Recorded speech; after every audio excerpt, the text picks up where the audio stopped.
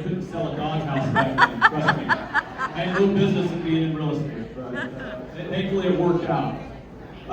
So we're about to introduce our keynotes, if you will. A great couple, I call them the real estate power couple. I'm sure they've heard that before. But I'm going to introduce them both separately and then bring them on the stage. So we've got Jared James here today, and he is a nationally recognized keynote speaker, entrepreneur, and real estate coach who helps business owners and real estate professionals and entrepreneurs scale their companies, master social media, and leverage AI to create growth. As the CEO and founder of Jared James Enterprises, Jared has trained tens of thousands of real estate agents and entrepreneurs around the world. His practical strategies for lead generation, business structure, and agent retention have made him one of the most sought-after trainers in the real estate industry. Beyond real estate, Jared's expertise as a business strategist and motivational speaker has been featured on global stages, podcasts, and media outlets. He is known for delivering achievable insights with humor and energy that resonate with audiences ranging from top producing agents to startup founders. So, pretty big resume, right? He's such a good guy. All right, so Linda James, yes, actually it's... What's that? Make it sound good. I'm going to. I'm working on this. I worked on this morning. So Linda is actually Linda James, yes, same last name. It is not his sister. It's actually his wife. So I think hopefully most of you knew that by now, right? It made it weird the way that I've been touching her. Yeah, I wanted to clarify that just for the audience, but I'm sure they absolutely do. So Linda is the CEO and founder of First Up, a real estate technology platform with open house tools designed to streamline communication, enhance collaboration, and optimize business performance. Linda's focus on innovation and adaptability has helped brokerages and agents across the country navigate industry changes, including shifts from the National Association of Realtors settlement. Linda was also recognized in the Risk Media's 2025 class of newsmakers as a futurist, along with myself. I was in that class as an influencer. We were in the same class. So congratulations on that. So without further ado, I'd like to bring to the stage Jared and Linda James.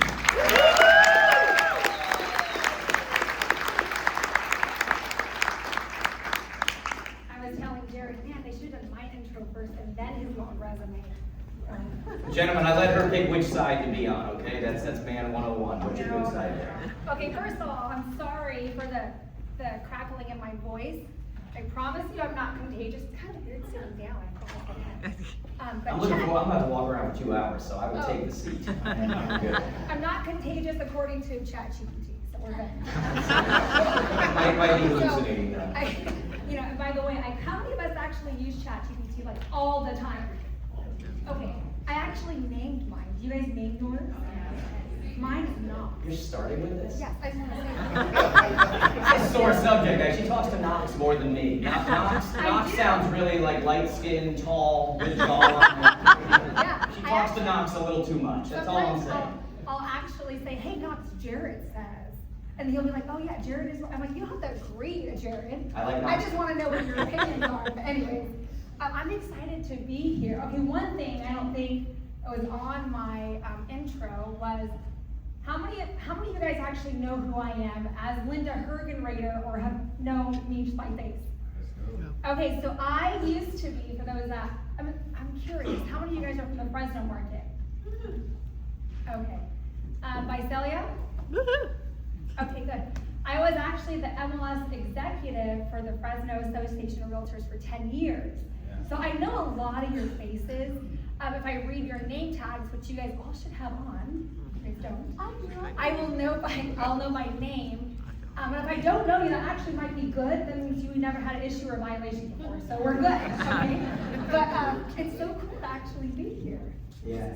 This is home for me. Yeah, this is kind of home. We live bi-coastally, guys. We are back and forth, but we're going to talk for about 15 to 20 minutes, and then we're going to get into. I'm going to go solo for a little bit here and try to help you guys for 2026.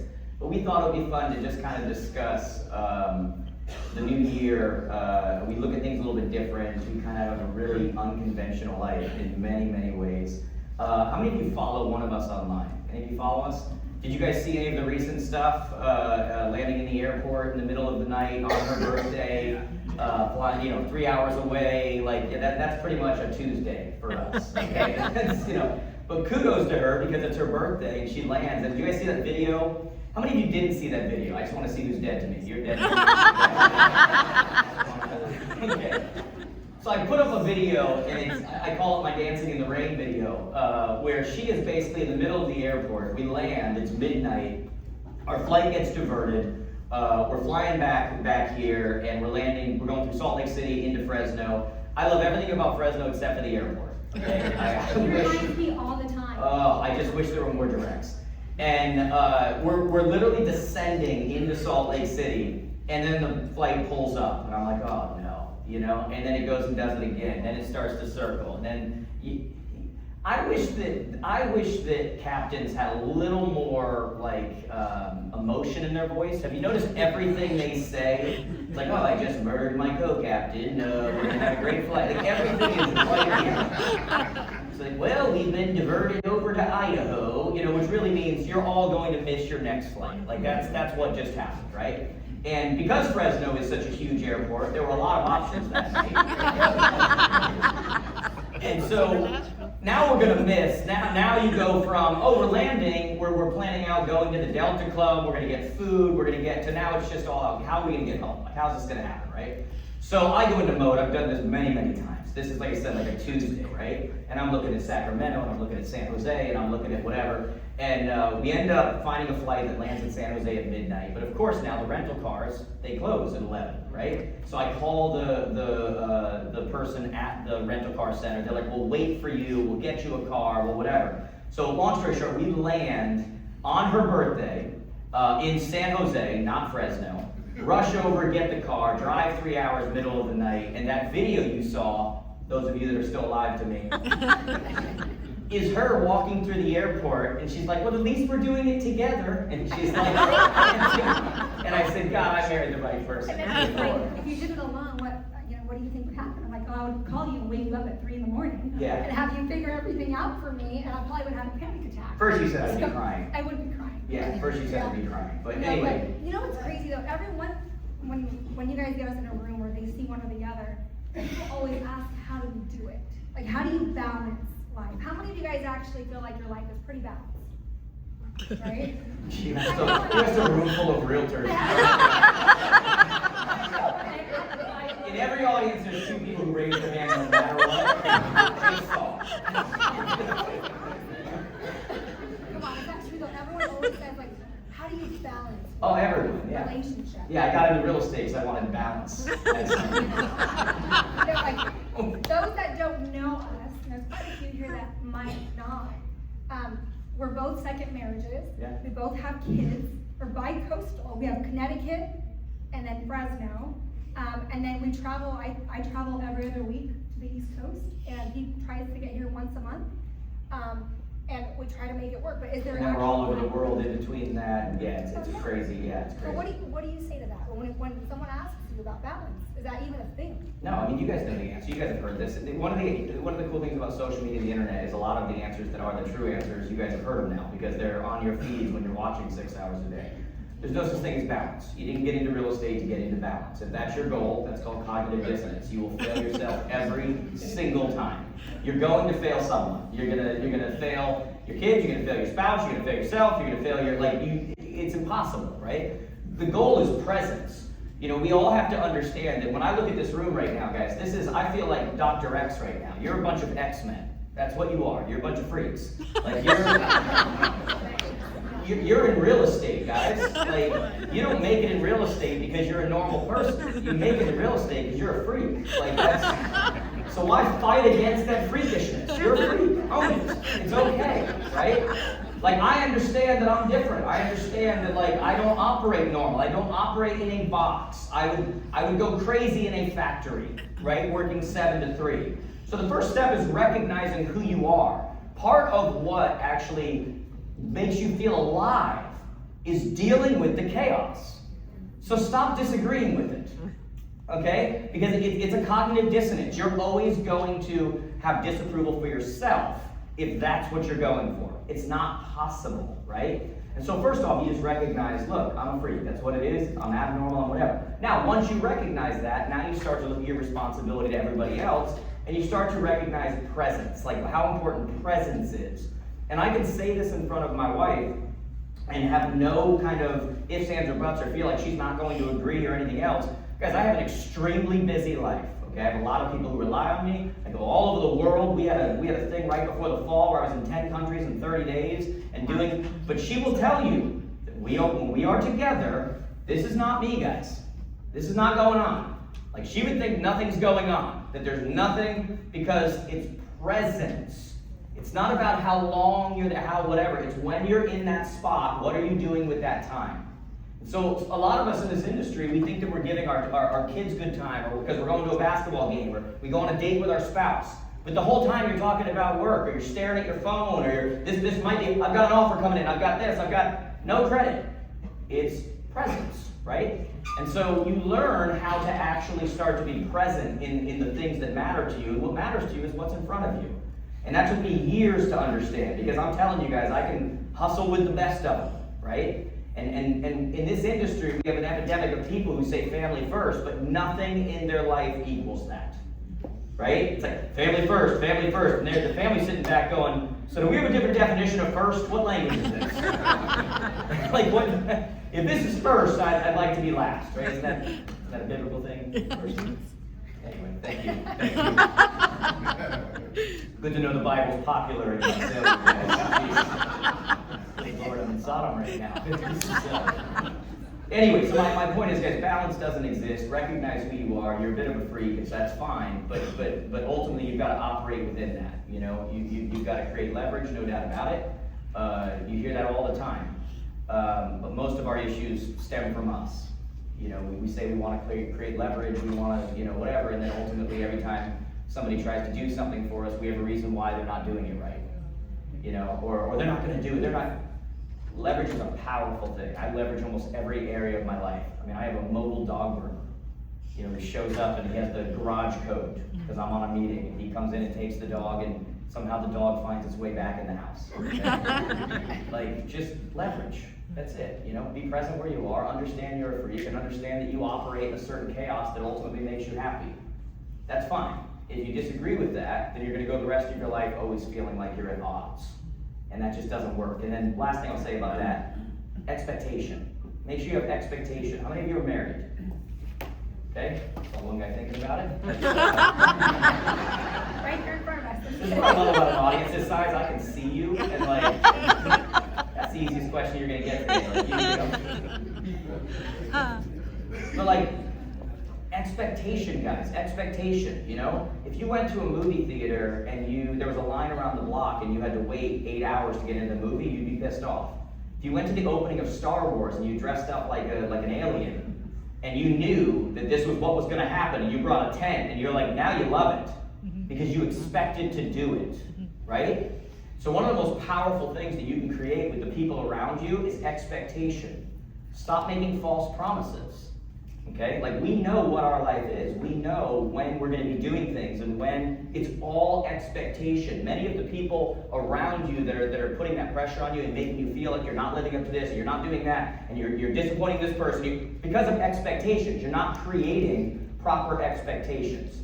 Everything we have comes from expectations. Okay? So understand you're a freak. Understand, create expectations. Somebody married a freak. They got to know that coming in. Okay? I told her, when her and I were talking about getting married, I was like, you know what you're marrying, right? This isn't, I'm not, 9 to 5, go do, that's not how I operate. Do you understand that? That's not easy. Every one of you are in that same boat too, so create expectations for yourself, for the people around you. Balance doesn't exist, I think that's a great point. So with expectations, personally so yes, we're married, but I still look at my lifestyle as a single mom most of the time at home with 2 kids. And so I had these expectations as a mom, as a wife. Can you guys hear me okay? There it is. Yeah, better. A mom, a wife, a business owner, someone that has an entrepreneur spirit of wanting to build more and do more. I put so much expectations out there that end up turning into pressure points for me versus motivation to get me there. How many of us feel like that we're in that sometimes? All that pressure that we have. And a lot of it actually kind of going into the new year, how many of us have set goals? Let's be honest, I want you guys to actually participate like Freddie was doing. How many of us have new goals for the year? Whether it's business, personal health, whatever it is, right? But at the same time, how many times do you guys see that as a moving target constantly? And you have to pivot every time, right? I look at my life, you know, I just turned 40 yesterday. And Big birthday. And I was talking to Jared in the car about this, and I was kind of bummed about turning 40. And it's not because it's a midlife crisis, but I look at my past 2 decades, and I'm like, shoot, I'm 40 and I'm only here, right? I thought I was going to be over here. And I didn't account for messed up relationships, a divorce. Who's heard of Bitwise Industries here? Bitwise. Right? I was one of the CEOs underneath Bitwise Industries. Not the one that was supposed to be taken into captivity. Right? You might have seen her on the news. But I was That's not her. You know, I was running a portfolio company, which you guys might have known, called Listing Alert. It was a very successful company, an amazing idea.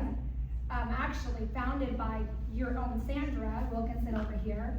You know, without her, I wouldn't be in the position that I am today as a CEO of First Up. But, you know, when that went under, that was in the middle of my divorce after I had to, you know, I was a breadwinner, so I had to, unfortunately, pay out. So I went through a divorce, I went through a furlough, which ended up being a bankruptcy, which put me into, unemployed. I was on food stamps for a very long time. I reached out to Jared, we were just dating at that time, and I said, I need some help, what do you think about this? And he was the one that's like, hey, why don't you just rebuild it? You know, Sandra had a wonderful idea. I think you could pull into that. Why don't you rebuild? There were so many pivots in my life. During that, we rebuilt the company within, 60 days? That's quick. I think we did. During that time, though, I was going through a pre-foreclosure. That was great. You know, and during that, I was still in and out of court, you know, with custody situations. So a lot of times we have goals. I set a goal in January to do an exit of a company that I thought was going to thrive, Listing Alert. And I was constantly preparing my pitches to investors, and I was polishing myself. You know, something that Freddie said earlier is like having a couple of goals, right? And the CEO, unfortunately, that was a part of the issue with Bitwise, did tell me one thing that I constantly held close to me, and she's like, Linda, you're a freaking machine gun, and it's amazing, right? The problem is, you make too much noise, because you're all over the place. You have this goal, this goal, this goal, this goal, you want to do this, you want to do that. She's like, instead, focus and be a sniper and be deadly. You know, have 2 goals, and focus on those 2 goals and that accuracy, and you'll hit every time. And then you continue.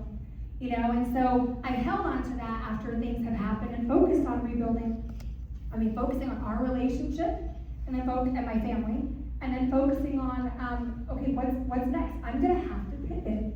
So, you know, when we talk about New Year's resolutions and goals and goal setting, I would love for them to hear what you have to say. Someone that has several pivots.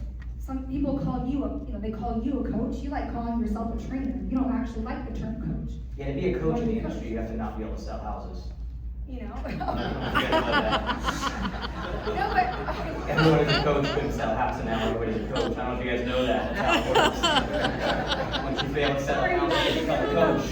I actually sold all the houses. you know, quite honestly, all these pivots, I'm truly, truly blessed to have a man in my life that people come, you know, miles away to listen to, but I can go to him and completely open up. And in a way, he coaches, quote unquote, me, but he would really just talk about life, and he directs me, but I still make the decision, but he kind of directs me. But what would you do in a position where a lot of people in the room are making goals for their business? I mean, you guys are independent contractors. I could never do that. Yeah. Right? What would you say? I want to say a couple things. Number one, if you're just making goals every year, they're probably not going to work. I'll just be honest. Like, I mean, my gym right now is filled with people taking up my floor. who won't be there in 10 days. I don't wait until January 1st to set goals. Okay, that's not about me, that's not my motivation, that's the world telling me to do something. And so if that's the motivation, it's probably not good. Now, if that was you, reassess and go, okay, I got it, and then move forward, but then do something different moving forward, okay? You asked me, you called me with the kids the other day, and you said, what are your goals for the new year? And I said, more of the same. I didn't wait till the new year. Like, I'm already on my path. I'm already, and I hope you guys get the spirit of what I'm saying in that. You guys get what I'm saying? Yes. I'm not downing you. Set your goals, do your thing, do your, whatever, right? But like, I did a business plan training this year, and like, nobody in April looks at page 14 of their business plan. We do a lot of things that simply distract us from the actual work. I think Freddie said it when he was up here. I do push the idea that success is boring. Success is done in quiet. Success is very monotonous. I don't really care what you're going to be doing 6 days from now. I care what you're going to be doing 6 months from now. I'm not impressed by somebody who runs a marathon. I'm impressed by somebody who's still doing 3 miles a day every other day 5 years from now. You guys follow? Like, that is way more impressive. And I'm not downing if you ran a marathon. Just every one of my friends who did never ran again. You understand it? Like the difficult is the monotonous. That's what ultimately separates you, right? So when I look at goals, guys, you've heard me say before, right? If you focus on results, you'll get frustration. If you focus on process, you'll get results. Results and outcomes are distractions. It's all they are. The only reason that I have results and outcomes is to figure out my daily routines. After that, I almost forget about it. Once I know this does that, I have a goal or an outcome to lose weight. All right, here we go. Oh, I am so into it. It's gonna happen. If your daily plan is to have 6 brownies every morning, good freaking luck. Right? Your aspirations mean nothing. Your action is all that matters. So I don't mean to be blunt, but it's a small room and I can run out of here afterwards. But you guys get the idea. All that matters, in this Instagram world we live in, where it's all highlights and stories and this and that, whatever, all that matters is everything you don't see. So you all think you know our lives. The truth is, you don't know anything, right? Like, you see 14-second snippets that we decide to share with you, right? You don't see everything that actually makes our lives work, right? And so what I would tell you is there's 2 places I want to go with that. And I want to talk a little bit too about a conversation you and I had. But first, all of this stuff we talk about, business, everything else, means nothing if your personal life is in shambles. If you're not coming from a position of strength, it doesn't matter. Okay, and we live in a very interesting world that gives out a lot of mixed messages. Tells you to be certain ways, tells you to think certain ways, and if you do, you're canceled. We live in a world that teaches women what to expect from men when they're little, teaches men how to treat women when they're little, but never teaches women how to treat men, and men what to expect from a woman. And then they get together in relationships, and they wonder why it all falls apart. You guys following? Mm-hmm. And so, the greater point I'm trying to make to you guys is, look, we're both second marriage, right? And so, they call that the happy marriage. Amen. By the way, Working on it. I'm very friendly with my, just so you know, we're actually vacationing together in the summer.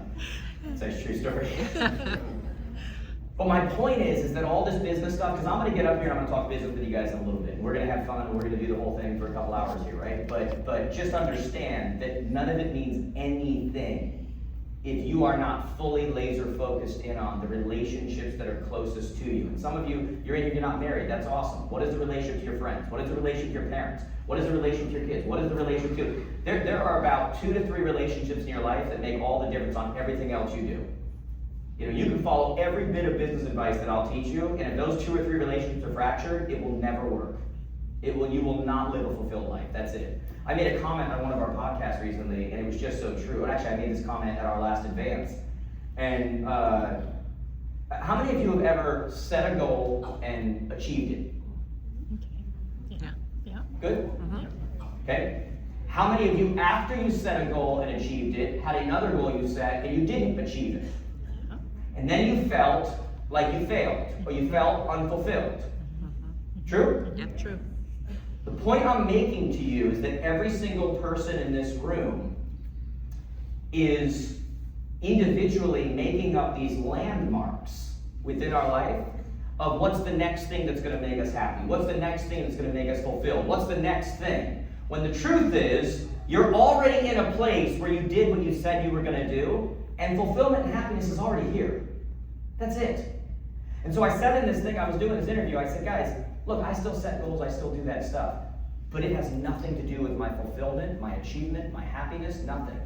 I am happy and fulfilled because of the relationships that I carry, period. Everything else is gravy after that.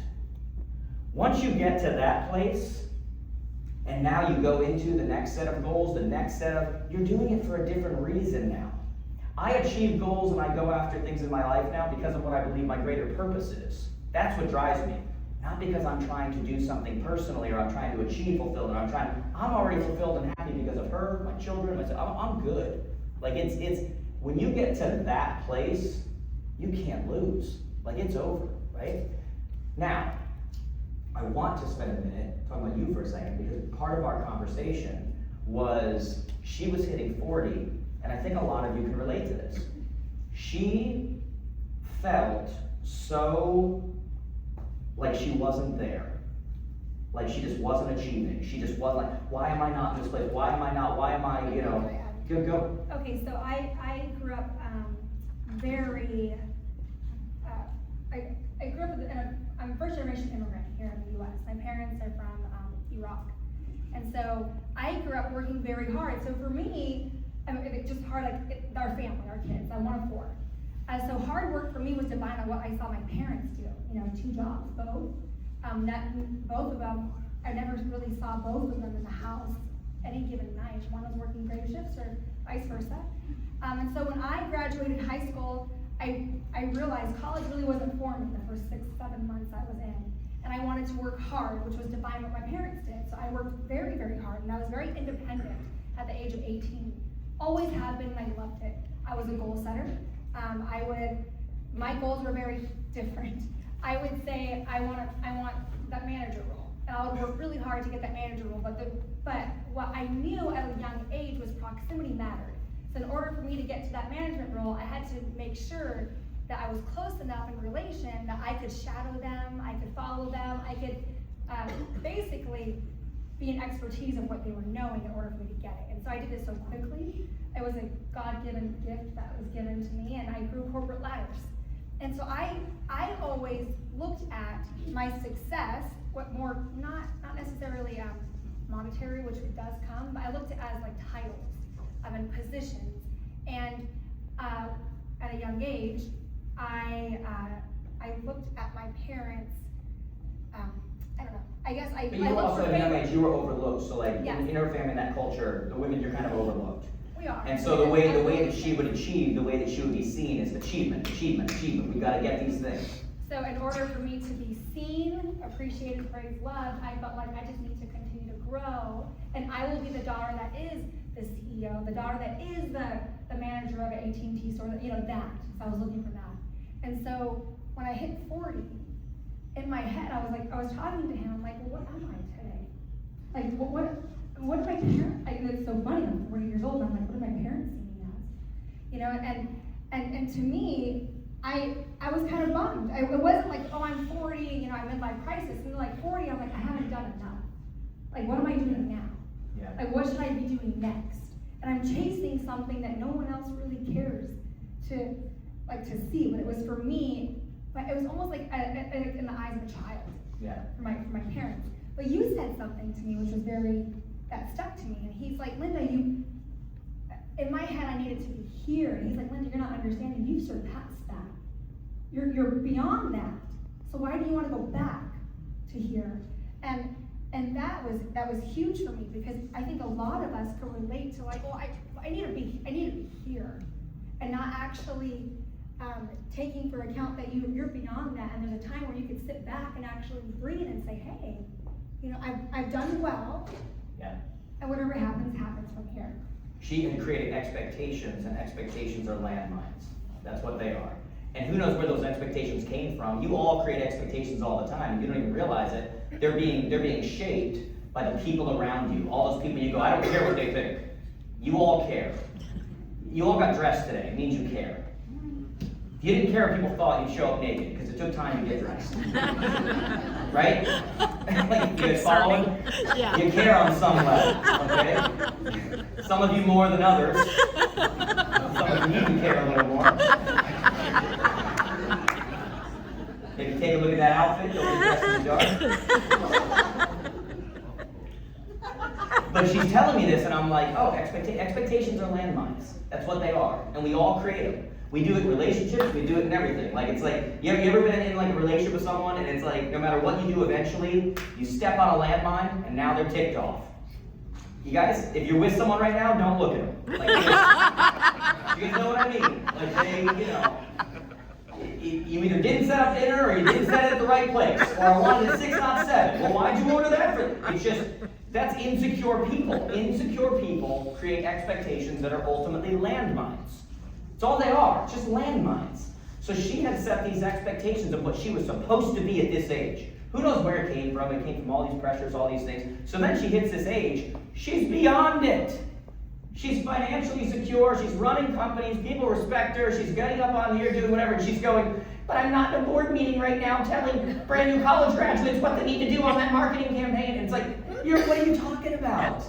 But it's expectation, which ultimately creates landmines in our own mind, and then we look down on ourselves, right? And I'm not sure if I've ever talked about this with you guys before, but like, there's always two distances, right? And the problem with looking at goals and goal setting, and I'm not down on goal setting. Do your goals. Actually do your goals.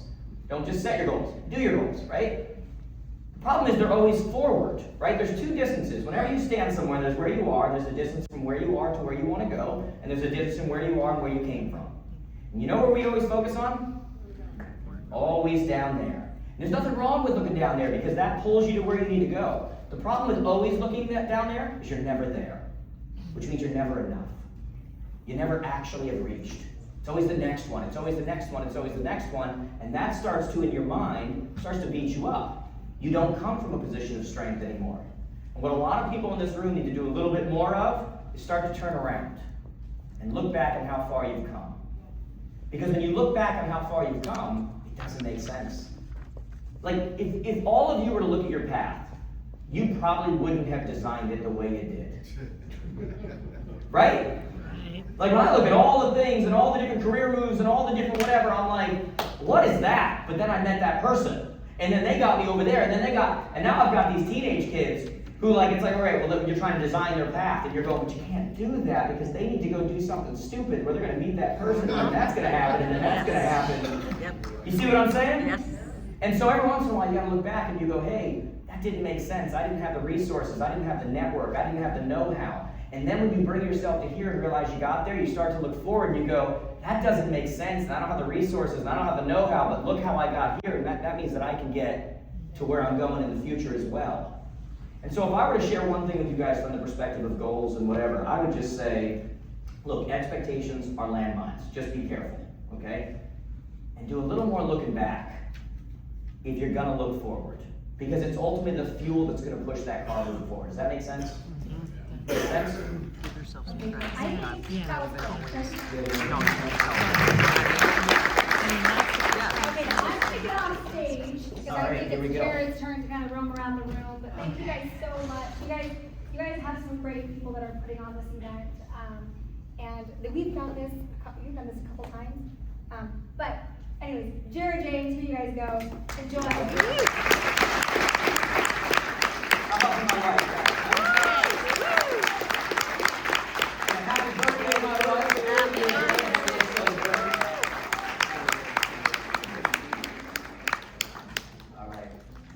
All right, I have zero idea what I'm going to say to you, so let's do this. This will be a lot of fun. How much time do I have?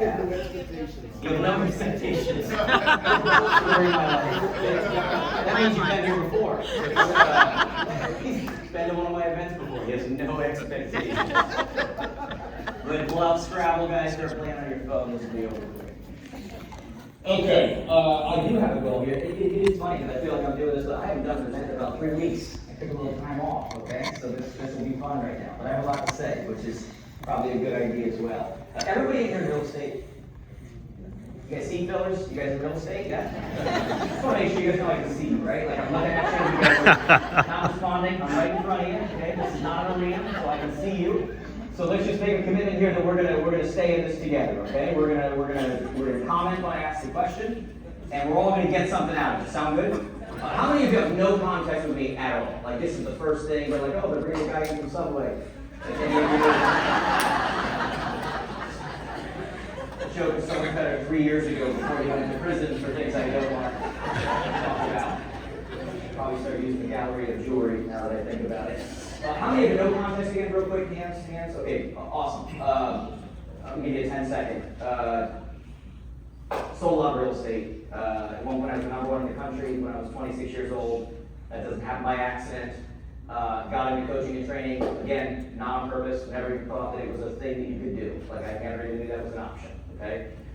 Career got to a place where it got insane. I was getting off stages and going and answering calls from buyers and sellers. Had to make a decision, sold my team, and now run one of the largest coaching and training companies in really the world, but the rest of the world doesn't do coaching and training. So we'll just say North America.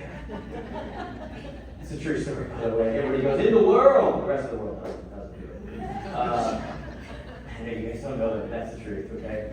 But one of the largest in North America, and I love doing this, and so I'm going to share some stuff with you guys today. Not sure which route I'm going to go yet, but we're going to figure it out, okay? Everybody wants, what do you guys want? More listings, better businesses, more income, better lifestyle. What do we want here? Get some nods and heads. You guys want that? Awesome. So we are in a very tricky, we'll call it an interesting market right now. It's so funny to me when everybody compares. It's like when they compare any sports fans. It's like every new athlete that comes along, they compare them to the last one, even though if you lived through it, they're nothing like that. It's like, every white point guard is Steve Nash. And it's like, he's nothing like him, he's just white. Like that's, this is what we do. And that's kind of what's happening in our market right now. Is that everybody's, it's like 2006, 2008 all over again. I'm like, I was there. I don't think so. Any of you around 2008? And I don't mean like born. I mean like ready to be like. There's no quicker way to make the whole room hate you than to say I was born in 2008. You bastards. You young. God, to be that young again.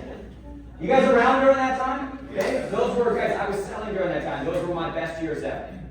I would say opportunity is opportunity because everyone doesn't recognize it, right? When everybody else is panicking and there's opportunity. Opportunity's in the water, right? And the only similarity, by the way, is the fact that there is major opportunity right now. And I know that I'm supposed to say that, but for any of you who don't know me, I won't say it if I don't believe it. I genuinely believe it, okay? But that's about where it ends. Okay, when you looked at, the average homeowner in America right now has over $300,000 in equity. So how are we going to have record foreclosures? Like, what are we talking about here? Like, we are operating right now in a market where every buyer thinks it's 2006, every seller thinks it's 2021, and most agents don't know the difference. That's for the veterans in the room. It's true. I mean, look, we have a lot of COVID babies in this industry. And if you get in the industry after COVID, I'm not talking about what happened during COVID with all that spare time, people locked up in their homes. I'm talking about agents that joined the industry. And there's nothing wrong with that. Good for you. Any of you joined the industry after COVID? Any of you? Okay, guys, it's okay. It's all right. Nobody's here to get you. All right? Look, guys, you're the best of the best. You showed up. Right? You're in the room. There's a lot of people who just get in and they think that you can just talk to someone, be good at interacting with people, and you'll make it in this industry. And we are, what I love is we are now an industry where it's getting back to, pros winning. But we, in my opinion, are on the verge of an absolute boom right now. And I don't say that all the time. I'm telling you, guys, we have 9 million people right now between the ages of 26 and 35 that are still living with their parents. You think they want to live with their parents? Maybe some of the Italians, right? They want that cooking. But most of them are sitting on the sidelines asking the same question, right? Is it a good time to buy? You guys heard that question? Is it a good time to buy? You know, most people, most buyers right now are, it's like when you're a kid and you go into a candy store. And here's what I knew about when I was a kid, right? When I was a kid, if somebody brought me a Snickers bar, I was the happiest kid in the world. But when I was a kid, if somebody brought me into a candy store and said, pick one, confusion. Right? Because everyone I picked meant that I didn't pick 15 other candy bars. So this is a problem right now. That is the state of every buyer in America right now. They are confused. Because they're hearing mixed messages all over the media. Most agents can't even get it right. And they're just, guys, we just went through a year where we did 4.08 million sales. That is, in my opinion, the worst real estate year in the history of our country. And I'm going to explain that. Some of you are like, well, no. The last time we did 4 million sales was 30 years ago, when we had 70 million less people in the country. Think about that. Yeah. 10 years later, in 2005, with 50 million less people in the country than right now, we did 7.2 million sales. And we're over here wishing upon a star that we can get to 4.6 million sales. It's unreal, guys. We have 9 million people between the ages of 26 and 35 sitting on the sidelines going, is it a good time to buy? And they're all asking this question, and the other issue is that we're an industry that has come up, and people don't believe us anymore. Because we had trainers, like, not myself, but like myself, for years, that would come to real estate events, and they would teach you that when someone says, is it a good time to sell? Well, yes, it is.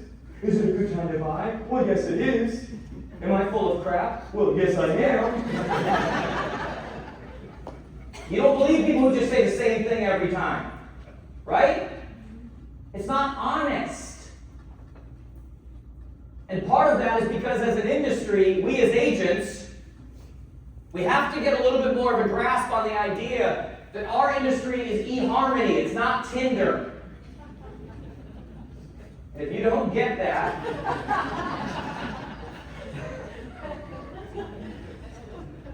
it's about the lifelong with the clients, not the one time.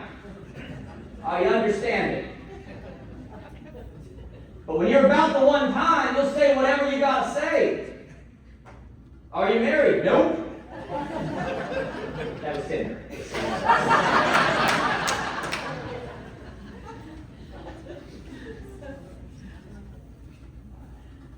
But when you're about the eHarmony, when you're about the lifelong relationship, you tell the truth. Because you're not about the one transaction. You're about the 7 to 10 that are going to happen throughout. Guys, let me tell you a very interesting truth. We don't make people buy and sell homes. There is nothing I'm going to say to you today that's going to make someone buy or sell a home. It happens regardless. Our job is to be there when it happens. Do you follow? We don't make it. We don't come up with a new type of shoe. You guys like my C21 yellow? You guys like that? The sneakers? I got the C21 sneakers on. Best ovation of the day. I pointed to my sneakers. Do better, guys. Do better. But are you following? Like, ultimately, we got to be about the over and over and over and over and over and over, which means we tell them the truth. We don't make people buy or sell. Our job is to be there when it happens. I've said to you guys for years, visibility trumps ability. Visibility trumps ability. Visibility takes a lot of different, it happens in a lot of different ways. It's not just about proactive and prospecting. It's also just about being there. Brand. Marketing always does one of two things, guys. We're going to talk, this is an intro, don't worry. Marketing always does one of two things. Marketing either creates direct call to action, which is lead creation. That's the one we love, right? But the other point of marketing is branding. Right? It's being known, it's being visible, it's being an option. And the beauty of your industry is that buyers and sellers in your area, they're always turning over. Constantly. Your client right now is different than your client 3 to 6 months from now. It's a different person. A video you make right now applies to this person but not this person, but 6 months later applies to this person and not this person. Are you guys following? Right? That's why brand matters so much. And so we're operating in this world where people are in utter and complete confusion. Remind me to come back to Brian. But utter and complete confusion because most of us don't know how to answer the questions. We've been taught to just say yes to whatever they say. Good time to buy. When's a good time to buy? Right now. Do you know what the correct answer to when's the right time to buy is? 350 years ago, every home in America. Right? I had a friend ask me, when's the right time, Jared? I said, 350, every home in America. And he goes, no, come on. I said, great, 10 years ago, every home in America. He goes, come on, Jared. I said, 3 years ago, every home in America. He goes, Jared. I said, last year, every home in America. Are you getting the point? The right time to buy or sell is whenever you're ready, willing, and able, but I can promise you this. If you don't, 10 years from now, you're going to wish you bought every home in America. Are you following? This is not cryptocurrency. This is not penny stocks. We're confusing these things. People are looking at the real estate market like it's some kind of Nicolas Cage movie where we're trying to find treasure, and when the light comes in from the window and if it hits just right, the stone rolls away, and rates and prices, and what are we doing?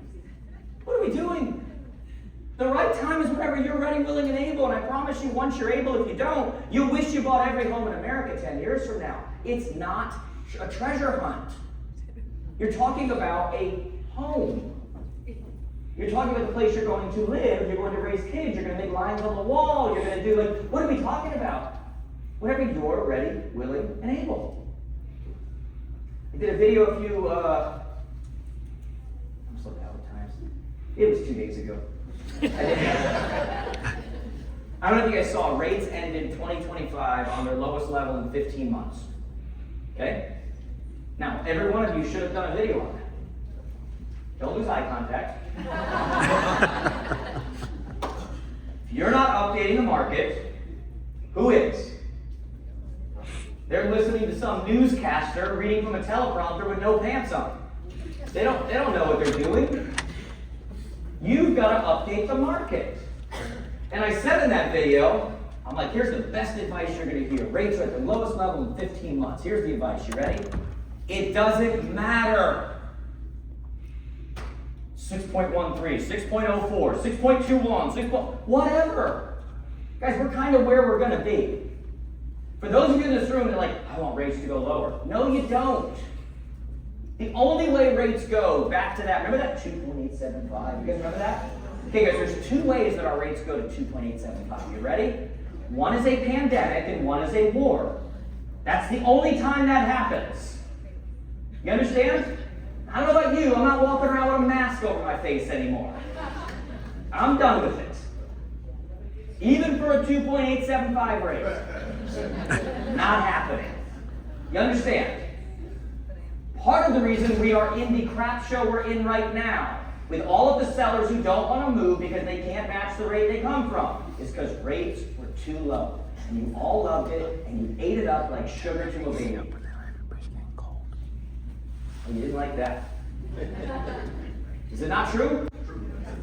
We were feeding sugar to babies. You go, look how low, look how low, look how low. It was terrible for our economy. Terrible for the housing market. And you are now seeing what happens as a result. A bunch of stalemated sellers who dig their heels in the sand, and if they're not going to get the price they want because their grandfather put a bird bath in the backyard, they just won't sell. Because they don't have to. Because we fed them sugar. The rates were too low. They're healthy now. You understand that? We don't want them to go lower. This is healthy market. That's good. And it's going to take a little time to get everybody to recognize that. The other thing we hear about right now, affordability. Oh, affordability. Tell more jokes first and just give you the truth. Hey guys, here's the little known thing about affordability. You ready? Everybody's talking about affordability. You heard this? How do we make things more affordable? You know what the answer is? It's not freaking happening. Guys, every choice has an invoice. Every choice has an invoice. Follow me here. We made decisions as a culture about 20 to 25 years ago that we were no longer okay with households where two people worked and one got paid. That was called stay-at-home mom or dad. We now have a culture where two people work, two people get paid. When you deal with a mortgage system that takes a percentage of your household income that then goes towards how much you can afford in a home, that raises the prices of homes. The only way that you go back from that is going back to two people work, one gets paid. Does anyone see that happening? What are we talking about? It is what it is now. What has to happen is that we have to change expectation. Because that little 3-bedroom ranch that everybody dreamed of for their first home, that we grew up and you could afford, in a world where now everybody is coming at it with 2 incomes, if you're on your own as a first-time home buyer, your expectation has to change. You're now in a 4 family with an FHA loan where you live in one of them, getting like that's the reality. Guys, the average age of a first-time home buyer, you know what it just came in at?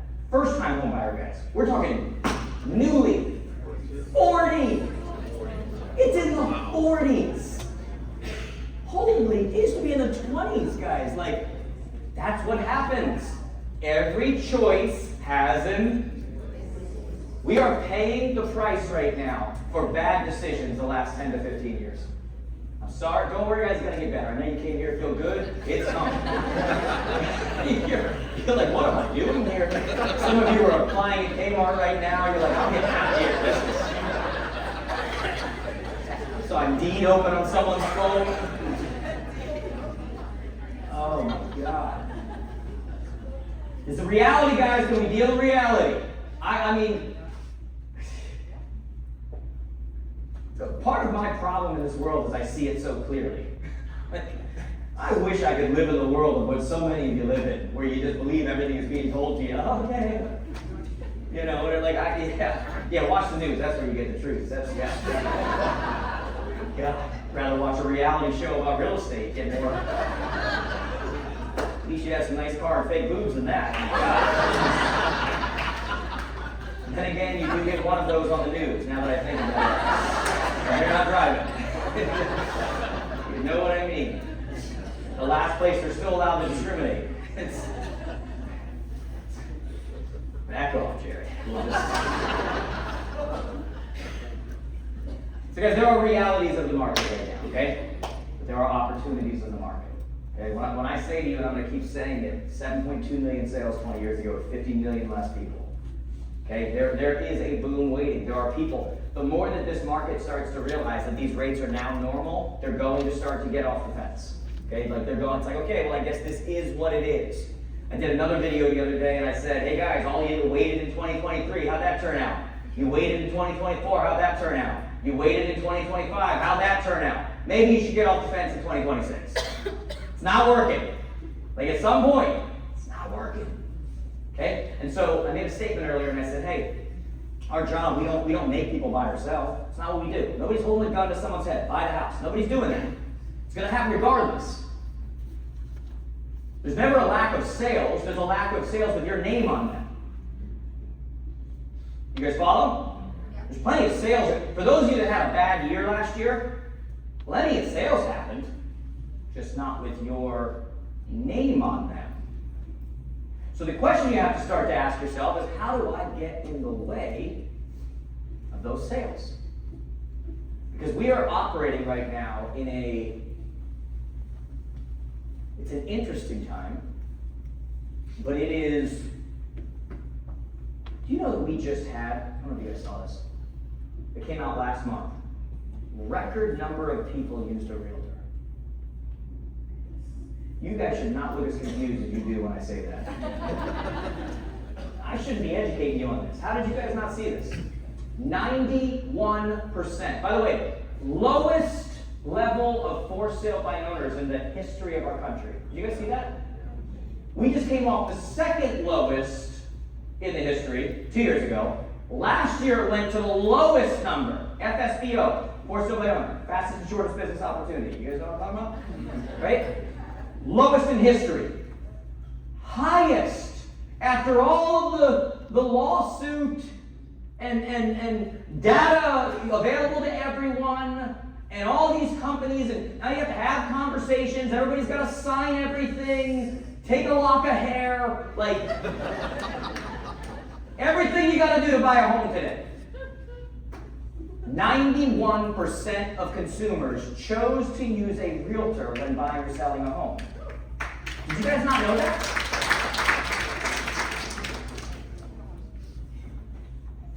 Should have done a video on that, guys. Like that's important. So the question becomes, we know that they're using realtors, maybe they're just not using you. Maybe that. How do we get in the way of that? How does that happen? You guys follow? And don't worry, I'm not asking like I'm waiting for an answer. I see somebody like, I think that's why you're here. You're supposed to tell us how to get in the way of that. You know? Well, guys, that's the question. We're going to go back up for a panel discussion. That's the only question you need to be asking right now. Because when this boom happens, which is going to happen, the question is, who is positioned? Because we're in a different time. While we have a record number of people who are using a realtor, how they're finding them has drastically changed. And that's the part a lot of you don't like. The actual process has remained the same. It's the third most stressful time of their life. Death, divorce, and moving. They're still using an agent. They're still all of that. But how they're finding you. My wife asked a question earlier. And she said, how many of you are using ChatGPT? Now, I'm going to say GPT, but really I mean any of them. I don't care if it's Grok, I don't care if it's Perplexity, I don't care what it is. How many of you go to AI to search something where you used to go to Google? Raise your hands in this room, please. Raise your hands. Keep your hands up if you could. Okay, this is the most exercise most of you are going to get all year. So just keep it. There you go. There's your New Year's goals. Okay, you burn it up. Keep it up. Keep it up. Keep it up. Everybody just want you to look around. Look around the room.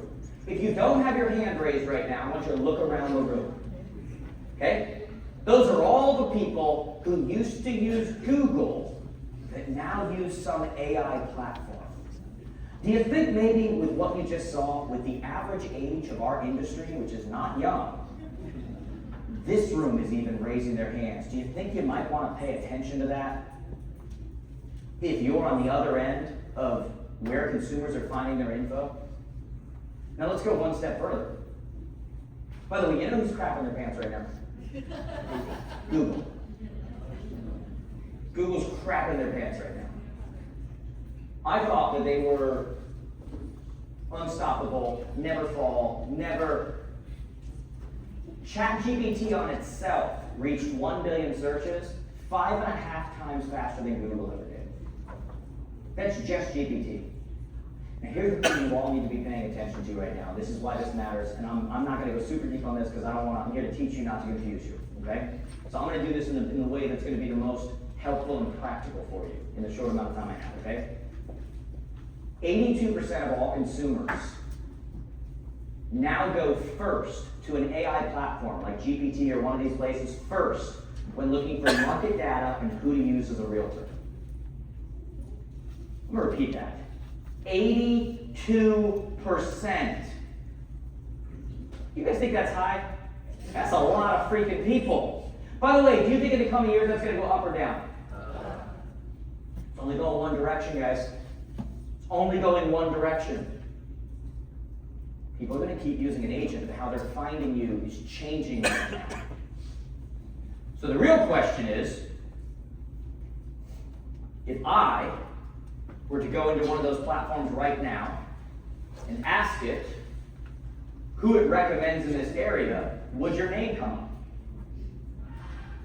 Because we are slowly entering a world where if it doesn't, you don't exist.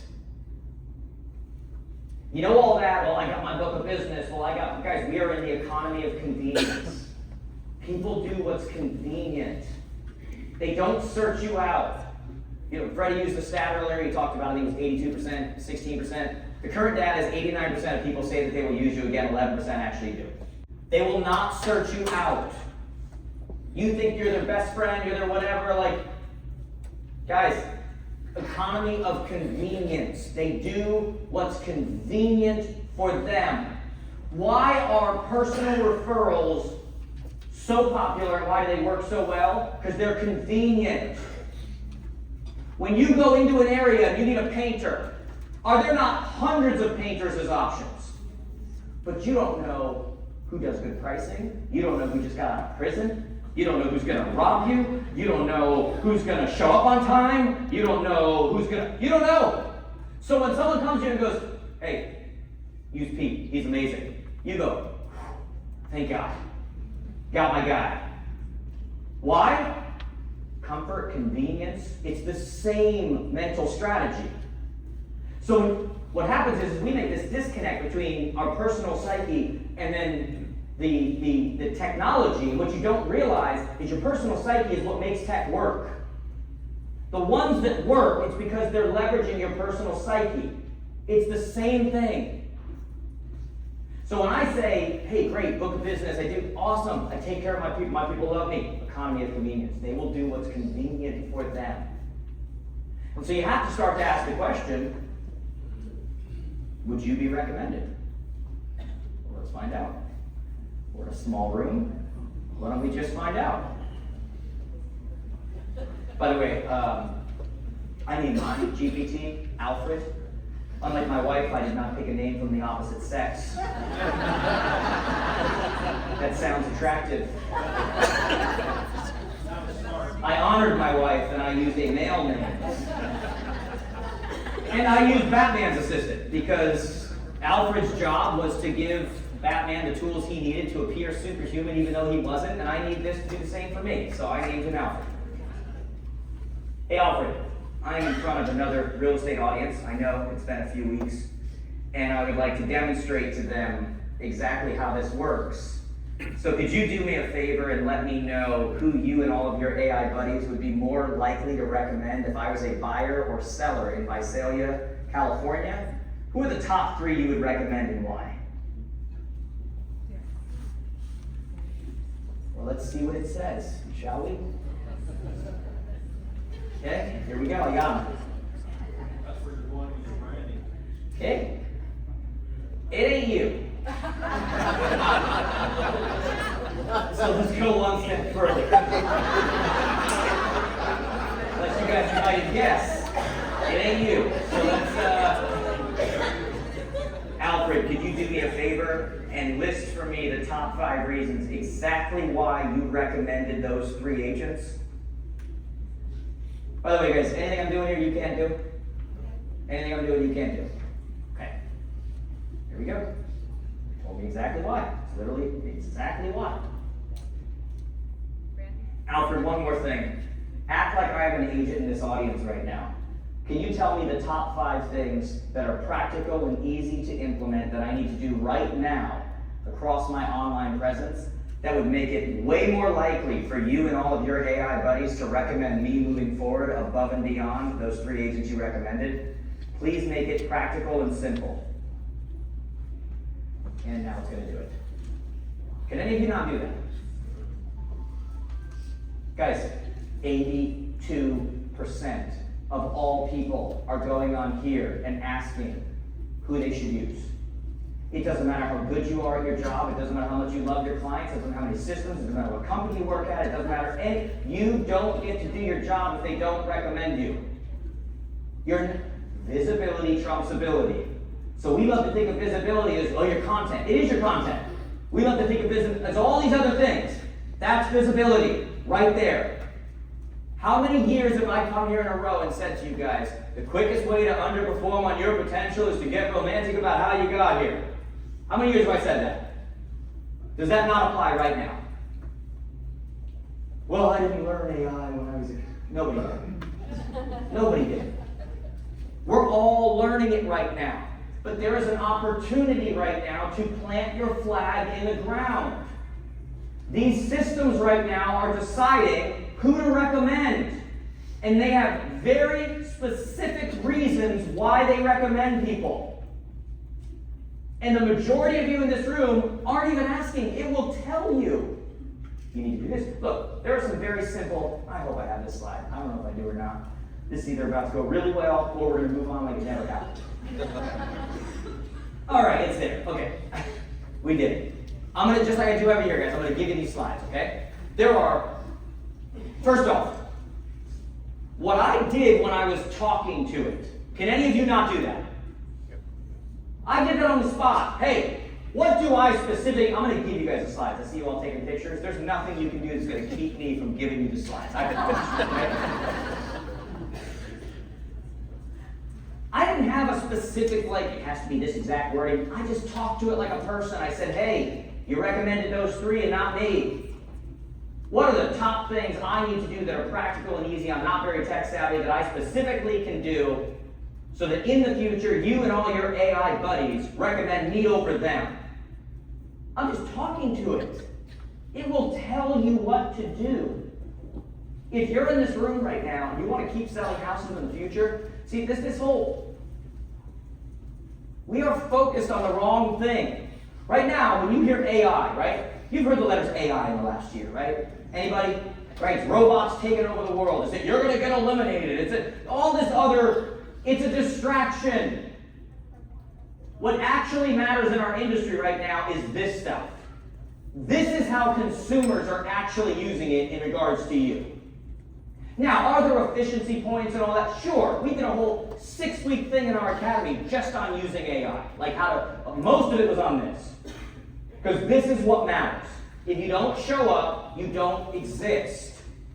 And they have very specific reasons why they recommend, and they will tell you their rules. Okay? One of the things they look for, you got to have consistency across the internet with what's called your NAP. Okay? Name, address, phone number. If you have one name and your name is Christy over here and Crystal over there, you're out.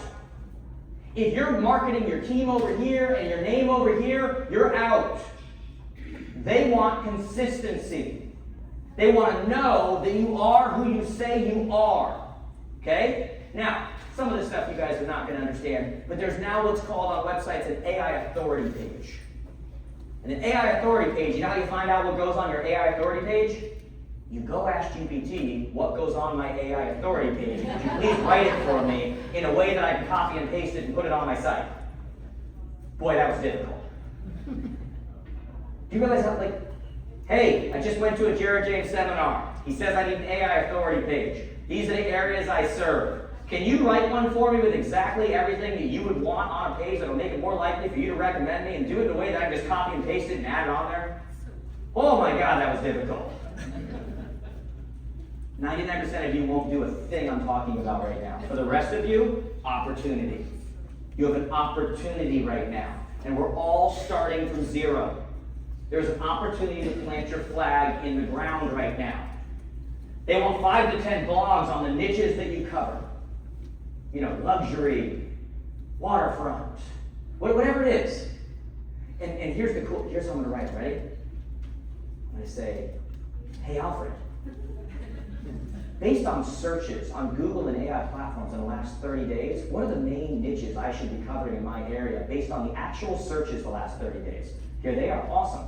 Can you write me 5 to 10 blogs around those niches that are AI friendly and make it more likely for you to recommend me so I can copy and paste them and put them on my site? Done in 5 seconds.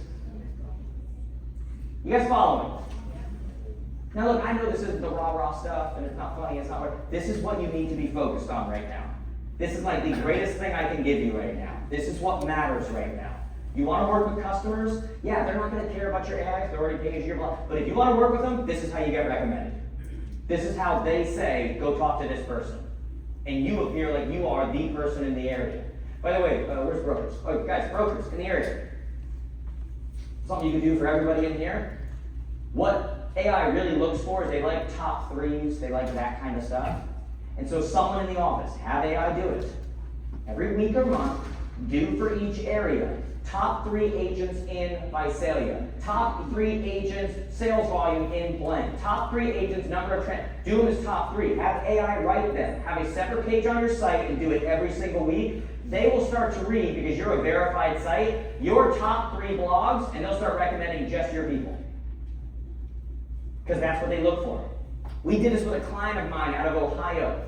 Okay? The month that we did it, I pulled it up for him and I said, here, top 3, whatever. None of his people showed up. We taught him how to start telling AI to write the blogs. He started posting them every week, every month, the top 3 from his office, even though they're only from his office. 2 months later, Who's the top 3 agents or whatever? All 3 are from his office. Because it pulls from verified sites. Do you know who's a verified site? Any real estate site. Guys, all of your social platforms, you guys on any social platforms, your bios need to be written in AI-friendly language. Anyone want to take a guess how we're going to come up with those bios? You ready? Alfred, act like I am a real estate agent in Visalia, California. I need you to write individual bios for every single one of my social platforms and do them with indie characters that are allowed for each platform. And please write them in the way that makes them extremely AI-friendly and more often going to be recommended by you and all of your AI buddies. Thank you. Here we go. Copy and paste.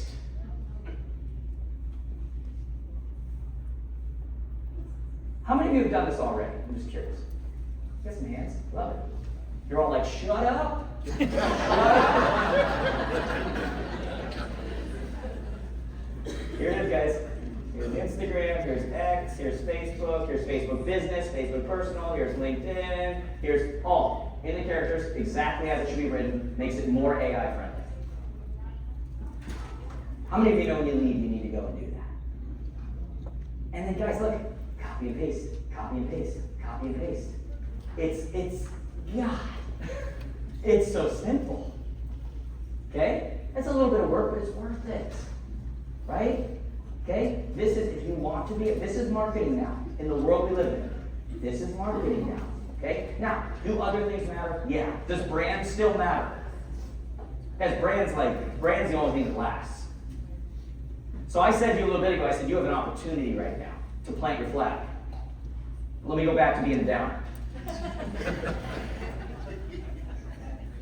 In 3 years, everything I'm teaching right now doesn't matter again. Just take the life out of the room. That's the truth. But for 3 years, it matters. Okay? Now you go, well, why doesn't it matter in 3 years? Because we are going to give these AI platforms way too much power. And what's going to happen is, all that's going to matter is mine, right? Minor panic attack, yeah. Oh, you're good, man, you're good. I'm used to having that effect on people, don't you worry. It's usually women, though, not I know, my wife left. Where's my wife? So in 3 years, guys, all of these platforms are going to decide who they want to recommend. I even think there might be a pay-to-play that happens, okay? By the way, a little note after you when I say that AI is what matters right now. Do you know that an AI recommended referral, like when they recommend you, compared to like Google or someone else recommending you, that AI recommendation has a 440% higher closing ratio than any other organic platform on the internet. 440%. Do you know why? People have learned now when it comes to like Google and these places that people are paying to show up at the top. AI doesn't allow you to pay. So people trust it more. Now, in 3 years, 2 to 3 years, you're gonna have these platforms that are either gonna come up with their favorites or they're gonna have some kind of a pay to play. And at that point, all that's gonna matter is brand. So I had someone ask me recently, I did a video about this, and they were like, what matters more? Is it AI or is it social? Social is really brand. That's really what it is, right? They're like, which one? And like the answer to most questions, the answer is not or, it's and. Two things can be true at the same time, right? So brand matters, but so does AI. And here's why it's gonna matter in 3 years. My son, my younger son, he likes wings. And in particular, he likes Buffalo Wild Wings, okay? So he jumps on AI, whereas someone else may get on there and go, hey, where's the best wings nearby? And then you are relying on that platform to tell you the ones that have followed the rules and they pull up what they want or they whatever. My son would get on and he would say, where's the nearest Buffalo Wild Wings? Now that's called brand. right? Have you guys ever gone to a restaurant and they have the other red ketchup you don't like?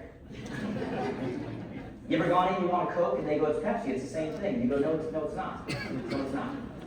You guys follow me? Because there's something about that brand that you are very specific. I'm not looking for a restaurant with soda. I am looking for a Coke. I'm not looking for a wing. I'm looking for a Buffalo Wild Wing. I, myself right now, the reason that I build brands so much and work on the AI is because 2 to 3 years from now, I can't rely on someone going, hey, what's the best video to help me win a listing? What's the best video? I need someone to say, what's the best Jared James video?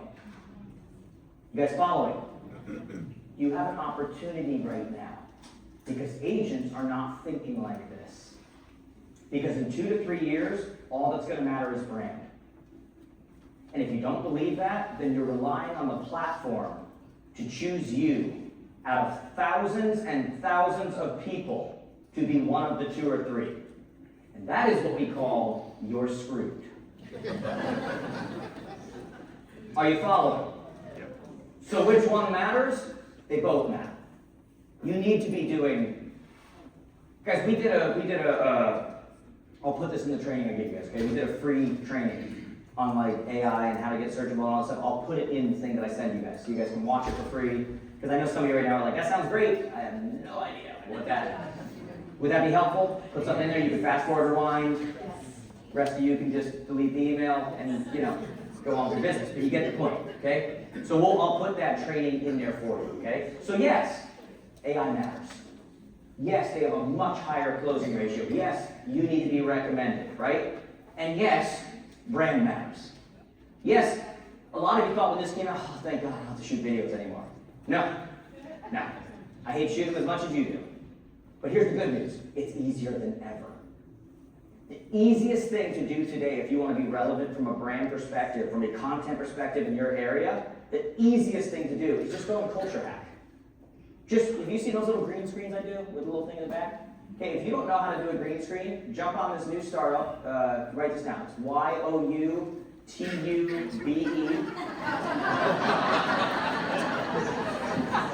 It's got the young man. Okay? Please stop writing. Please stop writing. Okay? Yeah. Did not expect someone to keep writing. Is that a need? Is that a need? Go to YouTube and write, how do I do a green screen on social? You will learn in about 15 seconds. If you're smart enough to make it in this industry, you are smart enough to do a green screen. It is super simple. Just because you don't know now doesn't mean that's an excuse to not. The algorithms love green screens. So you gotta do the things the algorithms love. But that whole pressure of, what do I do? What kind of content? Guys, that's gone. Just culture hack. Just go look at the stuff I do and repeat it.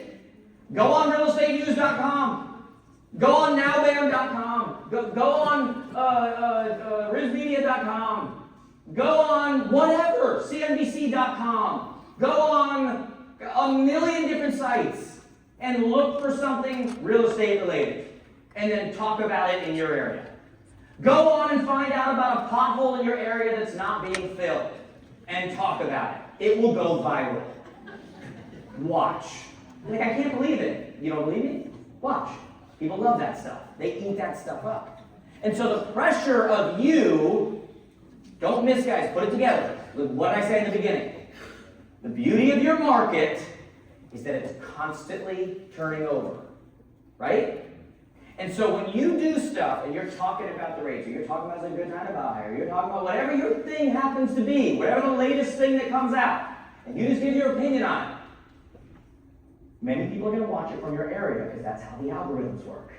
And they're going to watch it, and some of them at that point, like kernels of popcorn, are going to pop and be like, I'm ready right now. And they're going to think of you when it comes to, and then other ones are just going to keep watching and seeing you pop up, and then all of a sudden a year from now, they're ready, and they think of you because your brand in the area is so powerful. Think about that for a second. You have a room full of people who are afraid of seeing themselves on camera. Right?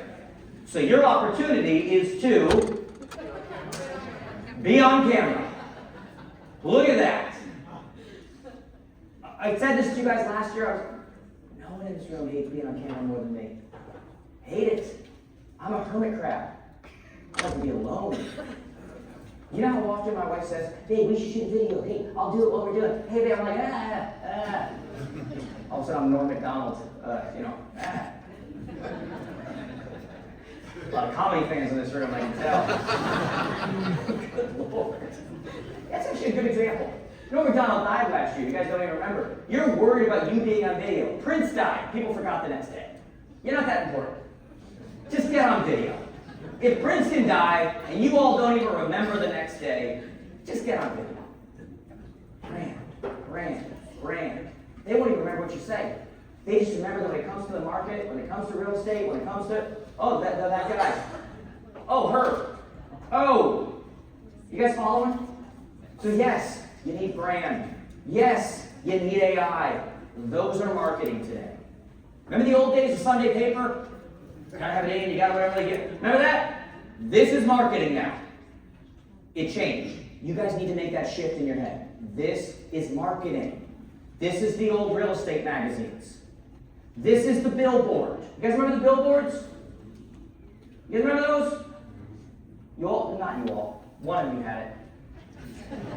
Very expensive.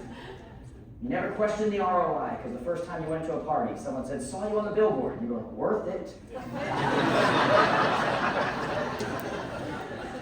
Ego marketing. Beautiful thing. This is marketing right now. Okay? So yes, you need to learn what has to happen from an AI perspective to show up. What has to happen across your Google platforms. That matters too. I have a question for you. Okay. Guys, be honest with me. We're in a small room here. I can see you. I'm going to leave after. It doesn't matter. Just be honest. Okay? You don't want this is, I'm a watch guy. But no, I actually, look at you. Jeez. No, this is a tag. This is an operator right here. I got an AP last week though. Yeah, well, let's move on. Got Royal Oak. I'm a watch guy, but I digress. I love watches. They all hold their value. I'll pass them on to my kids. If I ever go poor, I can sell them. It's a beautiful thing. Little known fact about me, not one of my watches has the accurate time. I don't care. It's not what I wear. Accessories. What I have a phone for? My watch needs to tell time. Ridiculous.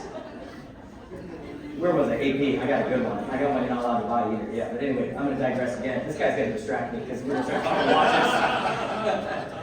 This is a titanium ray. This thing has no weight. Aqua Racer. Beautiful watch. Where was I? Nope, not AP. Brand, social. Where was I going? Marketing. Where was I going, guys? Where was I going? What's that? Oh, thank you. Look at that. You know what? If I can get one guy paying attention in a room, it's worth it. Thank God I flew across the country to have 99% of you not know what I just said. This is so worth it. My life is meaningful. You're all going to go back. You should have been there. What did he say? I'm not sure. But it was good. It was amazing. What are you talking about? I don't know. But man, can't wait till next year. Now guys, be honest with me now, okay? Be very honest, okay?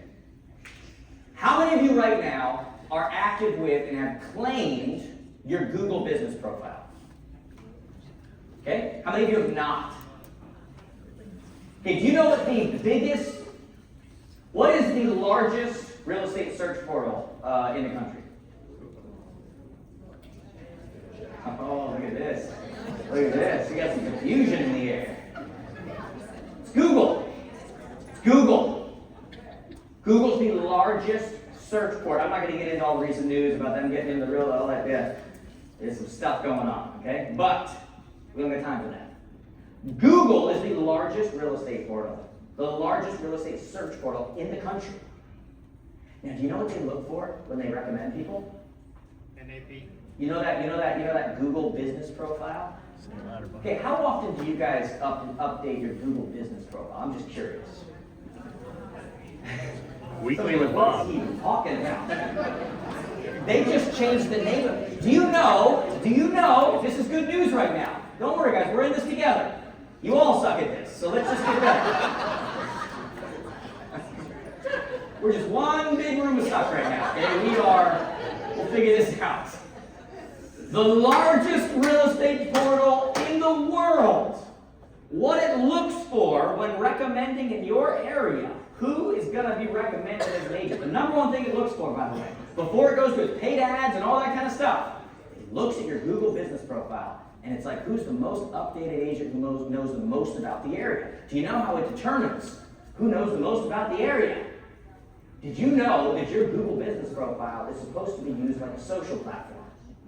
And that when you go to local places, and you go to the salon, you go to your real estate office, and you go to the tire center, you go over and get your hair cut, and you go over and when you go to those places, you are supposed to do a status update on your Google business profile, take a picture of it, and say something great about that place. It is the number one way that the largest real estate portal in the world determines who to send people to. And I am in a room full of real estate people, not just real estate people who show up to a daytime event, and you're all looking at me like I have 3 heads. What is going on? How many of you know we might want to start doing that? You just might. Last time I was here, guys, I came in and I said, if I was in your area, I would dominate you. And I feel even better about that right now.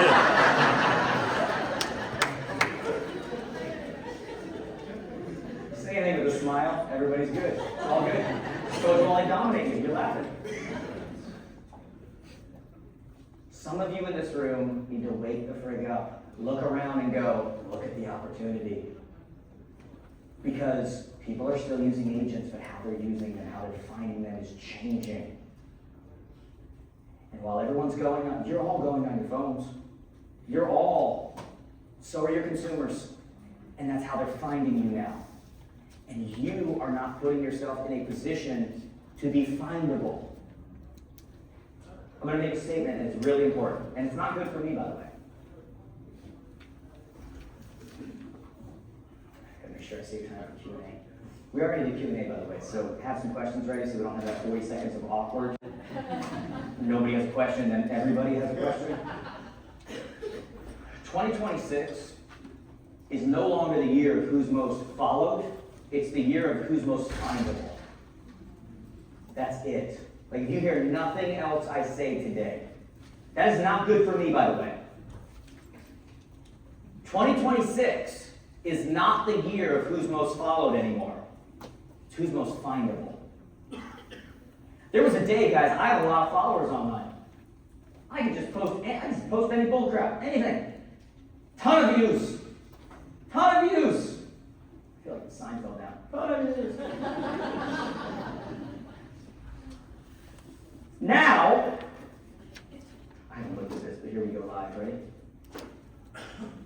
Now, posted something 2 days ago, 100,000 views.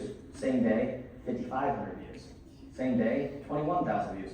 Same day, 80,000 views. How do we go from 100 to 80 to 5? Now look, some of you are like, I would do a lot for 5,000 views, but different boat. Okay. But you guys see the stark difference? It's no longer who's most followed, guys. We're living in a different world right now. We are living in a world right now where, you know what you're going to see?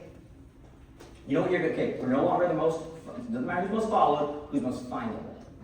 How do you become findable? Yes, those AI platforms. Yes, the content you create. But you know where our platforms, what the internet is now moving to? They want the most rawest, most just normal content. That's what they want. We just came through a world where everything was, the word of the day is authenticity. To be authentic. You guys heard this? And then pick from 27 different filters while you're being authentic. Right? guys just showing up catfishing your clients because you're got these makeup filters on. This is a real conversation. My wife's not doing right, so I can tell this. I'm still telling it because I'm already committed. We're at a thing last night.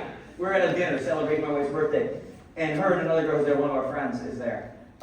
Who's like a fit, whatever, and every picture is, just, the wind is overflowing and, whatever. And she goes, well, we gotta take a picture, we're here. And one of them goes, but we look like this, we have no makeup on. One of them goes, I'll just do the makeup filter. And next thing you know, I'm taking a picture. Which for any guy in the room, that is the worst position to be, because there's no good picture you can take. God forbid the picture looks like what's in front of you. That is, that's the biggest mistake you can make, But it was, we'll do a filter, we'll do whatever. And my point is, we are in this world of like, authenticity. 2026 is actually going to be the world of authenticity. The algorithms are changing right now, and they're going away from all of your guys' beauty. Some of you are like, what beauty? I've been waiting for the train to come back. I knew if I just stayed here, the world would come back. We are now, the algorithms are changing, and all they want is raw, unedited. You understand? That's why you see me shooting videos just driving in my car. I shot a video the other day, did very well. I looked like a Star Wars Sith Lord. Sitting outside, I had a hoodie on, just held it up and started talking. I even apologized for looking like a Star Wars Sith Lord. Which most of them don't even know. I see your reaction right now. You have no idea. But thank you for the pity laugh. But it was just, I'm just sitting in the fire pit doing my thing, whatever. Like, that's what people are craving. And that, I'm going to tell you right now, is going to be very difficult for our industry. You guys are going to have a tough time with that. You understand? Like, we come from a world where you guys are still battling with the idea of, do I put up personal? Do I put up business? Do I show that because this is my business thing? Do I show? And now the world's going to completely shift and be like, take your name badge off, take off some makeup, and let them see you. And you're like, whoa, whoa. And what you don't realize is the ones that do that are actually the ones who are now going to win, because the person watching on the other end is sitting there with no name badge on, no makeup on, and looks exactly like you. And Sales 101 is about building rapport and feeling like you have something in common. And then we all go dress up and look better than them. And when they have an option who looks like them, guess what's going to happen? You guys following right now? This is a very difficult change. I know it's not a funny thing, but this is a difficult change. Our industry is going to have some trouble with it. But it's reality. And by the way, some of you, naturally, you do like to dress up. And you wear suits to work, and you do. That's what you should do on the video. Because that's actually authentic. You guys follow me? It's about what is actually, who are you? We have great BS meters, guys. We can tell when someone, right? Do you know when my career took off? It's when I stopped wearing my father's suit. Stopped wearing, whatever, and just like put on some night and just said, hey, wasn't that a show, that movie, This Is Me? I'm like that girl from the circus movie. Nobody's going to help me out here? What's it called? Greatest Showman, thank you. It's like some foreign film or something. God. That's when, because that's truly me. Like, you'd see me out at a dinner just chilling with doing, like, whatever. Like, that's truly, like, you can tell that, that's him. Like, I got my wife here, so you guys know that, like, what you see here is what, like, we'll go have coffee. I'm the same guy. I'm the same guy everywhere. Same guy. That sells. This world you used to live in of, I'm this over here. Oh, which one am I over here? Okay, which one am I? Guys, gone. You know why? Because you're going to have too many other options who are going to replace you. We're going to have too many options that we go, oh, I actually connect with that person. That's actually real. The only time that fake works is when everyone's fake.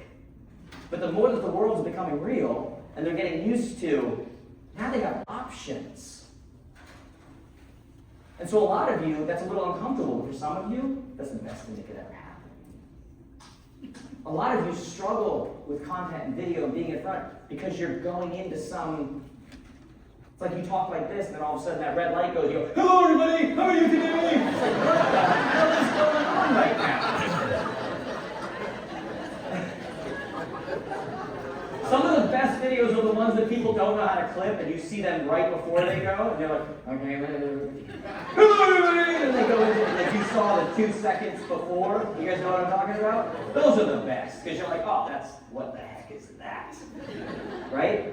And so that world's gone. That world is quickly leaving us. I say this every year I come to you guys. Great marketing doesn't just attract the right people, it repels the wrong ones. Great marketing doesn't just attract the right people, it repels the wrong ones. So no matter who you are in this room, you don't need to be like me.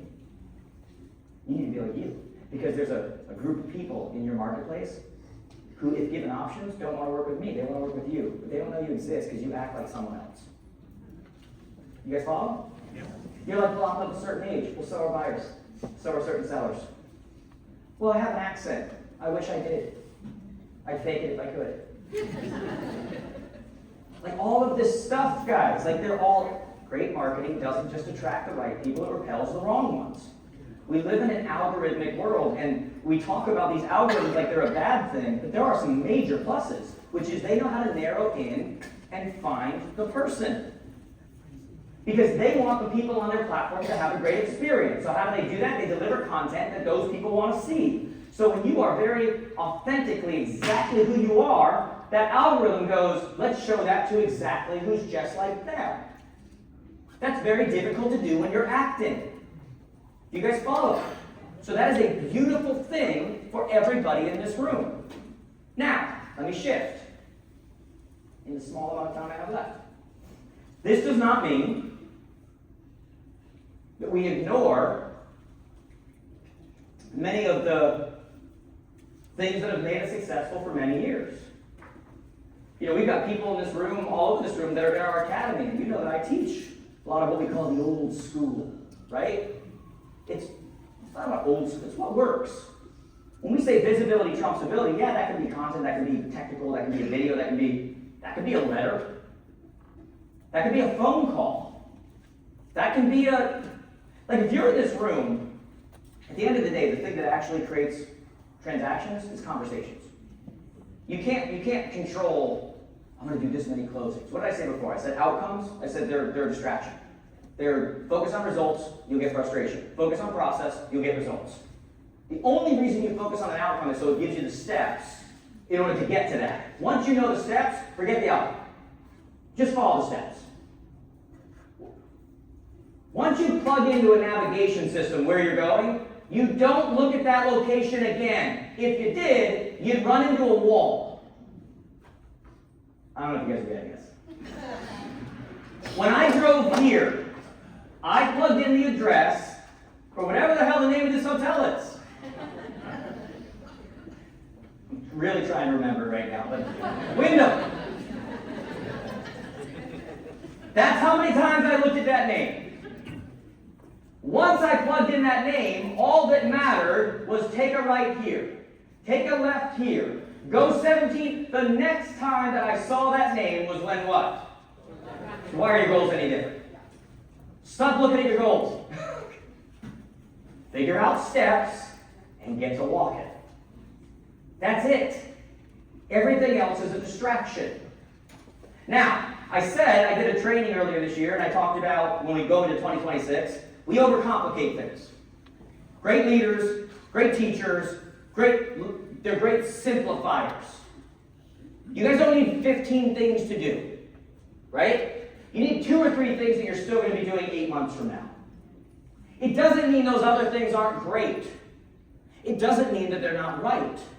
But just because something's right for someone doesn't mean it's right for you.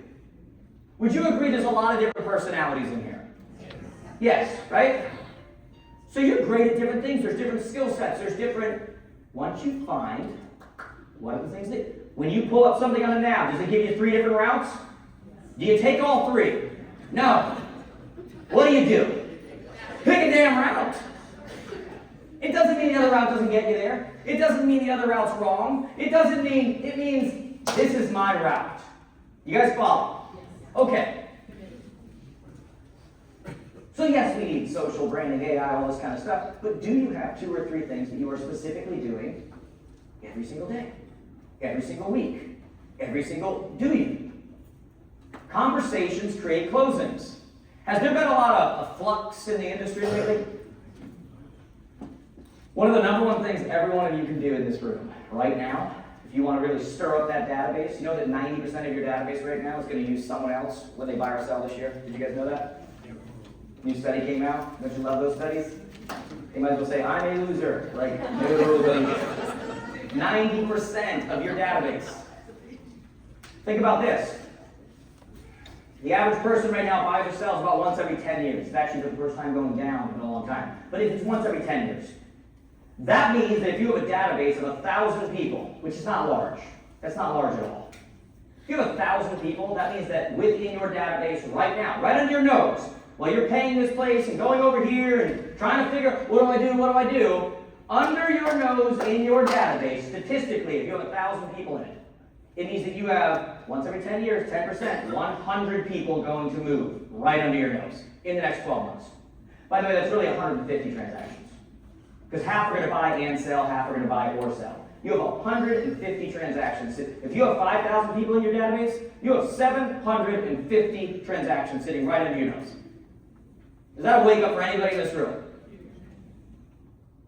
But we're so busy chasing everything else that 90% of our database is going elsewhere, when all we had to do was not stop and say, do a transaction with me. We just needed to keep conversation going. If you're not taking a moment every day and sending out 10 text messages, 10 emails, and just saying, hey, based on all the recent news, has any of the recent news changed your real estate plans in the next 12 months? I'm just curious. You will get a different response from different people. They will tell you what that means to them. Do the rates change it? Are they thinking of refinancing? Are they thinking of let the conversation start? But what you can't do is have a database and think that because you're sending them world's best apple pie recipe, that now they're going to come running to your door when they're ready to buy and sell. It's not valuable. The top 3 things that people statistically said they wanted from their agent that actually brings them value when you talk about your database is they want to know property impact report, that's value of property, that's their portfolio, that's the number 1 source of their retirement, their number 1 source of, so create conversation. They want property impact report. We don't call it a CMA, it's a property impact report. They want access to your vendors. Are you guys creating gift cards for your vendors? Are you reaching out to your people and giving out $50, $100 gift cards to your preferred vendors? Silence. You know how easy that is? Starts conversation. Do you know how many people in your database would love to get a $100 gift card to a handyman service? Which keeps you in front of them, brings value, makes them feel obligated to use you over and over. And what does it also do with that handyman? Hey guys, is that handyman a person? Do they buy or sell? Do they have friends who buy and sell? Does it keep you connected? And it brings them business. Law of reciprocation. Why aren't we getting creative? I'm supposed to do the whole time just on this stuff because I got a bunch of them in my head right now. And I see you guys like, oh yes. Easy. And it's an excuse to be touching base with them that is valuable. And that's what matters. Because how many of you have people who every time they call you, you go, oh God. They got the Darth Vader tone on your phone. You're like, oh, here we go. Right? If you're in this room, you're like, I have nobody like that. You're probably the one that everybody. But then you have people every time they call, you're like, oh, you're excited they're calling? Okay? There's a value exchange. If every time you're reaching out to your people, it's absolute nonsense, nothing that matters, it's new marketing, they're done with you. That's called unsubscribe. But if every time you reach out, it's a gift card for a local service, which they want. What if, here's a little thing for you. Why don't you, it's the beginning of the year, why don't you all go buy a Starbucks gift card, take a picture of it, which now has a UPC on it, okay, or has a, whatever it's called, that little code on there. You can export your database. If you go into your database, you hit export, it'll export that list of contacts. When you go into Meta, which is Facebook, Instagram, they have a thing, I can give you guys a training on this as well. They have a thing where you can create a custom audience. Now you import just the people from your database into, as a custom audience, into Facebook, into all these places. You import that, it grabs your list and it goes, okay, this is my audience. And it's going to say name it. You go, this is my database. You then create an ad around the picture of that Starbucks gift card. And you target your database. And you say, if you're seeing this, it means that you are a client of mine and we've done business in some way. Please bring this to a local whatever and have a cup of coffee on me. I just wanted to let you know that I'm thinking of you, I care about you, and thank you for supporting my business. How much goodwill do you think that would do for your business? Whether they use it or not. You guys following? This is how, in a world that is so noisy, this is how you step aside. This is how you become memorable. Because transactions are happening all around you. The only question is whether your name is on them. That's it. There are plenty of transactions happening. My best years ever were the down years. My best years ever, when they would go, market went down 5%. The number of agents went down 10%. Last year, 71% of agents didn't sell one house. That's not an agent. You understand? 49% sold one or less. We are not all the same. But the public has to know that. Okay? So number one was they want property impact board. Number two, they want access to your vendors. Anybody know what number three is? Anybody know? Not all at once? Please don't shout at the same time. I can only hear one. Anybody? Not rates. Do you know why it's not rates, by the way? Let me show you why it's not rates, because everybody thinks it's rates. You ready for this? Here's why I don't need your email on rates. You ready? Alfred, what are the rates right now? Thank you.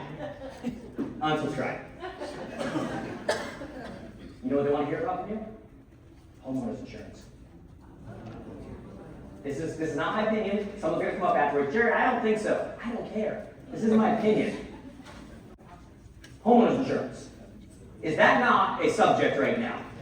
Okay? If every single one of you in here right now is not, whether you're using a tool like Mosaic, or whether you have your own thing, or whether you just got an automated thing in your CRM, whatever you're doing, if you are not, every single person you're working with, setting up an automated reminder 2 weeks prior to their anniversary for the rest of their lives, and reaching out to them and saying, hey, it's a couple weeks before, you might want to get some quotes.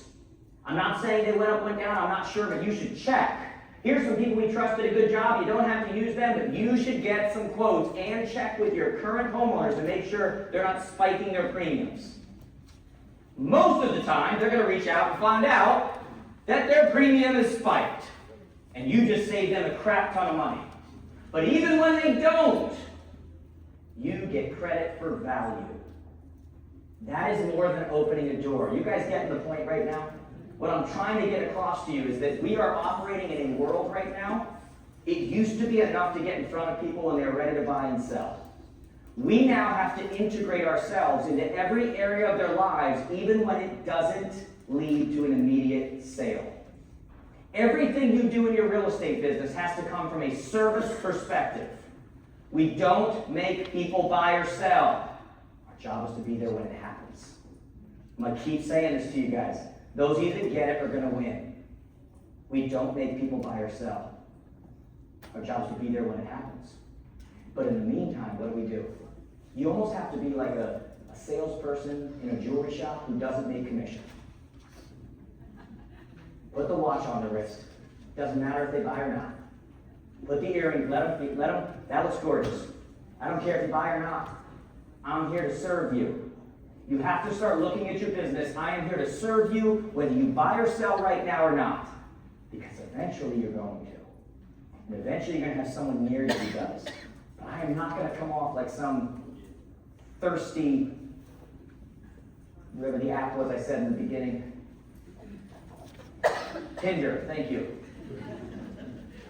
some thirsty Tinder user just trying to whatever, like, I am here to serve. So it used to be enough to get in front of people when they're ready to buy or sell.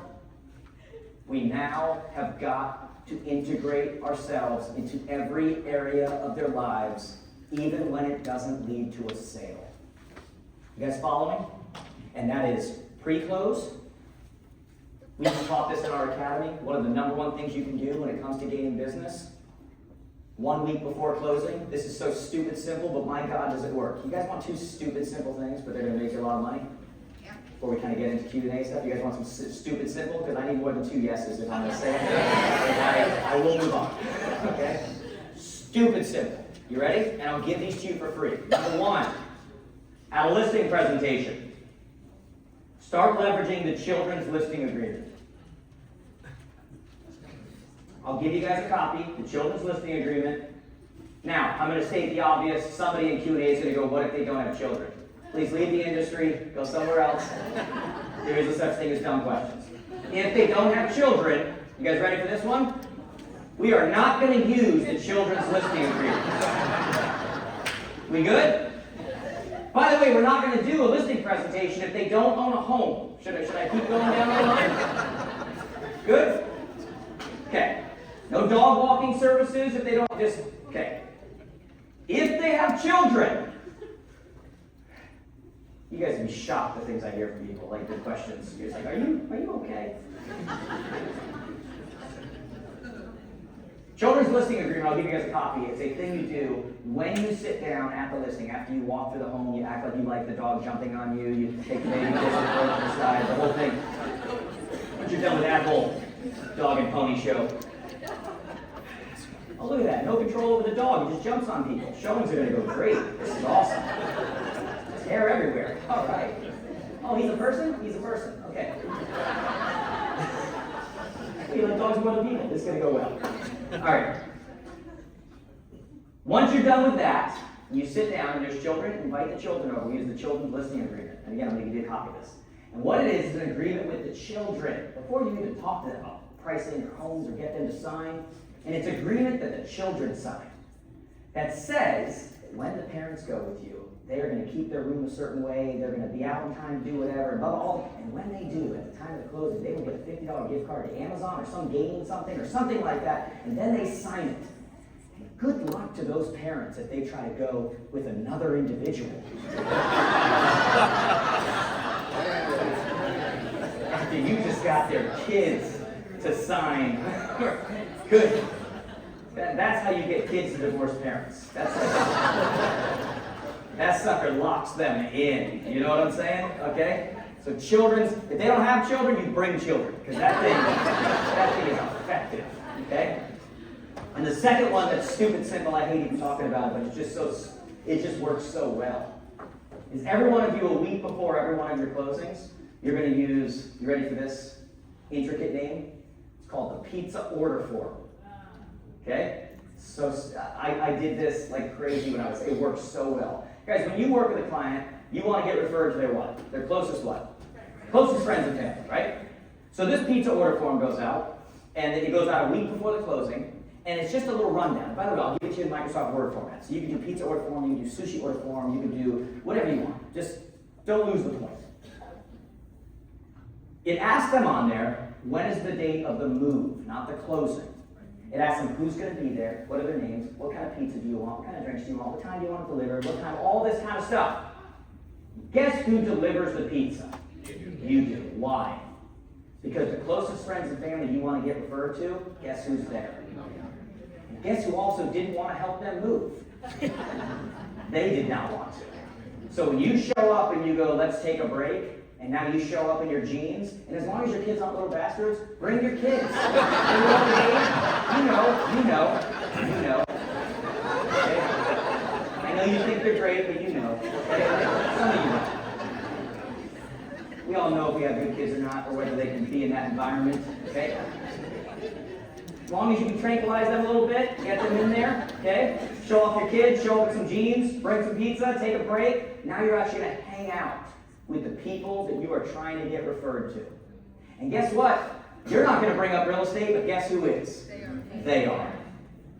They're gonna be, my realtor never did this. And you know, my brother's actually thinking of selling over here. We've been trying to sell ours over here. And my son's actually buying an investment property. And you're gonna sit there and eat pizza and have a beer with them and be a freaking human being. And guess who's now gonna get referred to those people? It's one of the smartest things you can do for your business. Okay? I had someone recently, well, what if they hire a moving company and they're not the one? Duh! Okay? It doesn't work in every single situation. Okay? But I'm avoiding questions that are about to come. Do you guys get the point? Like, that's it. We don't rise to the level of our aspirations. It's our actions. It's our actions. Those are simple things that I guarantee you that if I were to go through this room right now and say, how many of you are doing that? They'd be like, oh, I'm not sure. I taught a strategy here years ago. I said, okay, when it comes to buyers, how many have a budget for a seller? You're like, yeah. I'm like, how many have a budget for a buyer? You're like, you mean gas? Like, what do you mean? Like, no, like your buyers. What's the greatest way to get sellers? Buyers. Think of it, what does every seller want? They want a buyer, right? Every single buyer you get, you shoot that video, you hold your phone up. Every single buyer. Where's my phone? Let's go, hey everybody in the so-and-so area, I've got a buyer looking for a minimum 3-bedroom, minimum 1-bathroom home in the so-and-so school market. Due to the tough inventory situation or whatever your local situation is, we've been unable to find them anything, but I'm committed as their professional to get them something, even if it's not currently listed on the market. Can you do me a favor? If you or anyone you know is even considering selling, can you let me know right away? I may be able to sell their home without ever hitting the market. Comment below, shoot me a message. Can't wait to hear from you. Talk to you soon. Done. Did I struggle? I'm a pro. Are you a pro? Now don't talk that fast. I'm just talking to the phone. Stop overthinking it. I have the cheese that the mouse wants. So when I put that video out, I shoot that video, hey everyone, I've got a buyer. That buyer's an opportunity not only to get sellers, but also to once again let the overall market know this is what I do. Don't forget, how often have you run into someone and they go, God, I wish I remembered you in real estate. I just bought that home, while you think about stabbing them 87 times. Right? They're not in here, guys. It's okay. But right? Because they don't remember. So we're afraid of putting things out that don't bring value. I don't want to annoy them. I don't want to. That's the stuff they want to see. So when you put that out there, marketing is part. You're going to get immediate leads, direct call to action. But the other part is what? What did I say? Branding. This is why they got the expensive seats. Okay, guys? You'd be up here too if you remembered that. Direct call to action, branding. Every buyer is an opportunity. You're all overthinking how to get content out. But then you take that video. We live in a world now where every ad is organic to paid. So you put the video out, but then you pay. You put it on Instagram and Facebook, but then you put money behind it and you promote it to your area. And now everybody who doesn't know you is seeing it every time, and now you get a message, my mom's thinking of selling. Notice I did not say exact location. Notice I did not say price. Those are called disqualifying factors. I need them to reach out to me and say, what price are they looking at? When I say it, they go, well, my mom's asking more than that. Awesome, let's talk. You guys following? Don't kill the conversation before it ever happens. But that video happens sometimes. Do like we're in church, guys.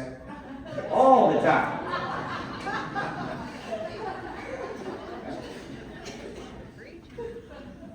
Too many white people in there. They don't know. They don't know that. They don't know that. I grew up in a different kind of church, so.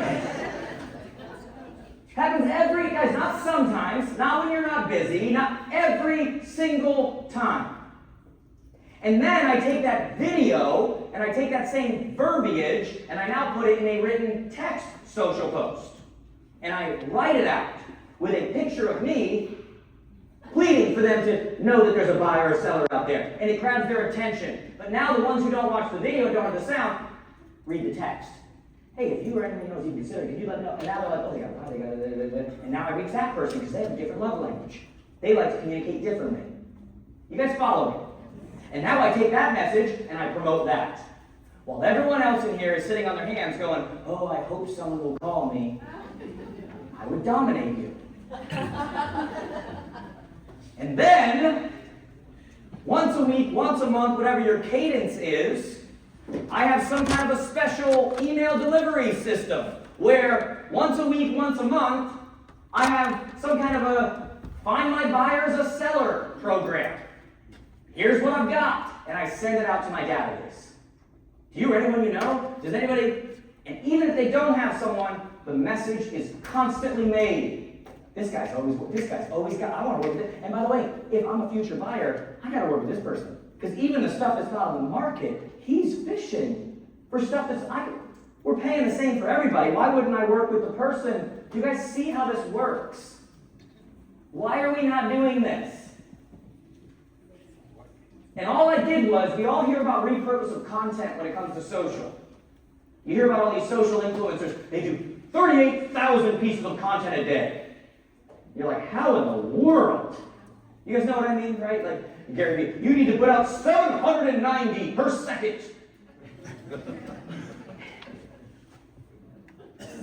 It's all just repurposing, though. So now I took that tactical strategy and I did it through video. Then I did it through a paid. Then I did it through a regular social post. Then I did it through a paid social post. Then I put it through my email delivery system. And then I called the area and said the same thing. And then I walked the area and said, and then I repurpose. Guys, that's one of about 57 things in my head right now. Pick 2 or 3 and stay consistent. You guys following? I was not number 1 in the country because I changed in a phone booth into a cape. For you youngins out there, I don't know how they make a Superman movie now without it. It's absurd. I mean, how's he change it, right? 7 seconds, you never get it back. But it is ridiculous. Like, that's how Superman changes. It was because the way my mind works, the way I am not aspirational. I am actional in everything. Like my wife will tell you, I am annoyingly actional. That is not a word. But you know what I'm saying. I'm annoyingly actional. Like just when I'm on something, that's it. Let's do it now. Let's do it now. Not later, now. You understand? So some of you don't have to, again, 57,000. 2 or 3 things. 2 or 3 things. Just every day, we're all getting exactly what we deserve. You're middle of the pack in your office, you deserve it. Best in your office, you deserve it. Leaving the industry, you deserve it. Don't get mad at me, get mad at you. I didn't do it to you. Aspirations mean nothing. Action, action, action. Pick a few. Guys, I got so many freaking videos out that talk about different, just go on YouTube or go on Instagram, pick a couple. Knock them out. How many of you know if you did just one of the things I've talked about right now, but you just did it over and over and over and over, like you're costing yourself business right now. Is that true? Okay? If anyone else in this room stole money from you, they'd be dead to you. Hold yourself to the same standard. Right? I did I'm going to end with this and then we'll do Q&A, so come up with some questions. And you guys can literally ask me about anything. You can ask me business, personal, social, whatever you want to ask about, okay? I did an interview at our dance and I said, my greatest fear in this life is leaving this world to a standing ovation to all of you and then getting before God and having him say, what the hell? And what I meant by that was that speaks to potential. We all have different potentials. Your job is not to compare to her job is not to compare to him, his job is not to, none of it. We're all different, guys. We're all different. We all have different, when Usain Bolt hit the track, he was naturally faster than everybody. He was good at that. In business, it's the exact same thing. Some of you think you're killing it right now, and you are a wasted opportunity. Because your potential was so much higher, but what you did was you looked at someone else in your office and went, well, I'm better than him. Some people don't, right? My greatest fear is leaving this planet to a standing ovation to all of you, and then having God be like, what the hell? Like you were supposed to, I don't compare to you guys. I don't even try. All I care about is me. And all that comes down to is what we do every day. Right? There are people, it's kind of a somber ending, but hopefully we'll get good questions and fix that. But let me show you how twisted my mind is. You ready? You guys ready for this? I don't know if you are. Every time I find myself, and I'm not saying you don't rest. I'm not saying rest is important, guys. This whole hustle, you gotta rest. You have to. Every time I find myself, like, and you can tell, like, you ever, like, sometimes people think you're working, but you know you're really just kind of chilling. You ever notice, like, there's a time to chill, but then there's a time when you know you've kind of, not laziness, but you just kind of settled into just cruising? You guys know what I mean? Every time I feel myself get into that place, I literally picture somebody on their deathbed praying for another 30 seconds of life. And then I say to myself, how dare you? That's how twisted my mind is. I'm like, you gotta make the most of everything you have. Don't do that. Take your rest, have your time, but you gotta make the most of everything you have. Does that make sense? Shall we get into Q&A? Let's do Q&A.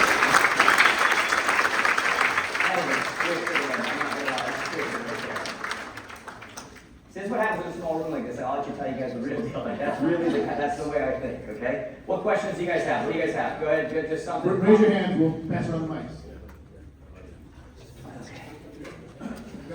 Yeah. I think you mentioned AI Yeah. characters. Characters? AI characters? No. Oh, what I talked about was when I said AI characters, I talked about how the different social platforms allow, when I say characters, I mean number of letters. And so different platforms allow for longer or shorter number of characters. So if you just prompt AI and you say, give me a bio for my social platform that I can post across all, the problem is one's going to fit on YouTube and then not fit on whatever. So you just need to be specific and say, give me a bio that is AI friendly, that makes it more likely for you and all your AI buddies to recommend me for each one of my social platforms that takes into account how many characters they allow in their bio. Does that change between each AI platform? Does that change between each AI platform? No, because you're making it for the social platforms. So each social platform, Instagram is Instagram for everybody. Facebook is Facebook for everybody, okay? And so what happens is if you don't prompt it well enough, you would just get the bio, and then you go plug it in, and then Facebook would be like, you have 13 too many letters. You're like, well, what the heck? I thought AI was smart. And so you just have to go to the next level. And by the way, I learned that through trial and error. Right? That's how you see that. You all need to go on your website, ask it to rewrite your bio on your website to make it AI friendly. It'll actually, and then say, and tell me where to post it. And it'll tell you exactly where to post it. Tell it, you want to go next level right now, tell it to post it in a format that is AI friendly to read. It looks at all of that. It looks at whether you're, how many what's called, and again, I'm going to get in the weeds here, and if you don't understand, just move on, we're going to get to other stuff in a second. For those of you who do understand, each page can only have a maximum of one what's called H1 header, which is that biggest header. The rest of them on the page have to be what's called H2 or H3, which is just the size of the headings, which when you go on your page, if you were to go and edit something on your site and you highlight it, those are options, H1, H2. What you're going to do is say, please write it in an AI-friendly format with the exact way it needs to be done so I can copy and paste it. And when you do that, it will do it the way in the format you want it to be, so you avoid all of that. Okay? If you don't get any of that, move on. We're going to get to other things. But for those of you who get that, awesome. Okay. I got to call my wife, guys. That's how this works. Yes. How are you? Thank you. Hello. Hi, Jared. Thank you so much for your wonderful information session. My name is Katie. I remember you mentioned that we should look at our goal, focus on the steps, and take action. Sure. At what point do you need to look back so that you can celebrate your steps forward? and track their progress as well. Great point. So I can tell you what I do, and my wife's here to verify this. First of all, I look back every day. Literally, one of the things I do, like everybody talks about gratitudes and all that stuff, and that's obviously important. It's and, not or. One of the things I do is I always look back.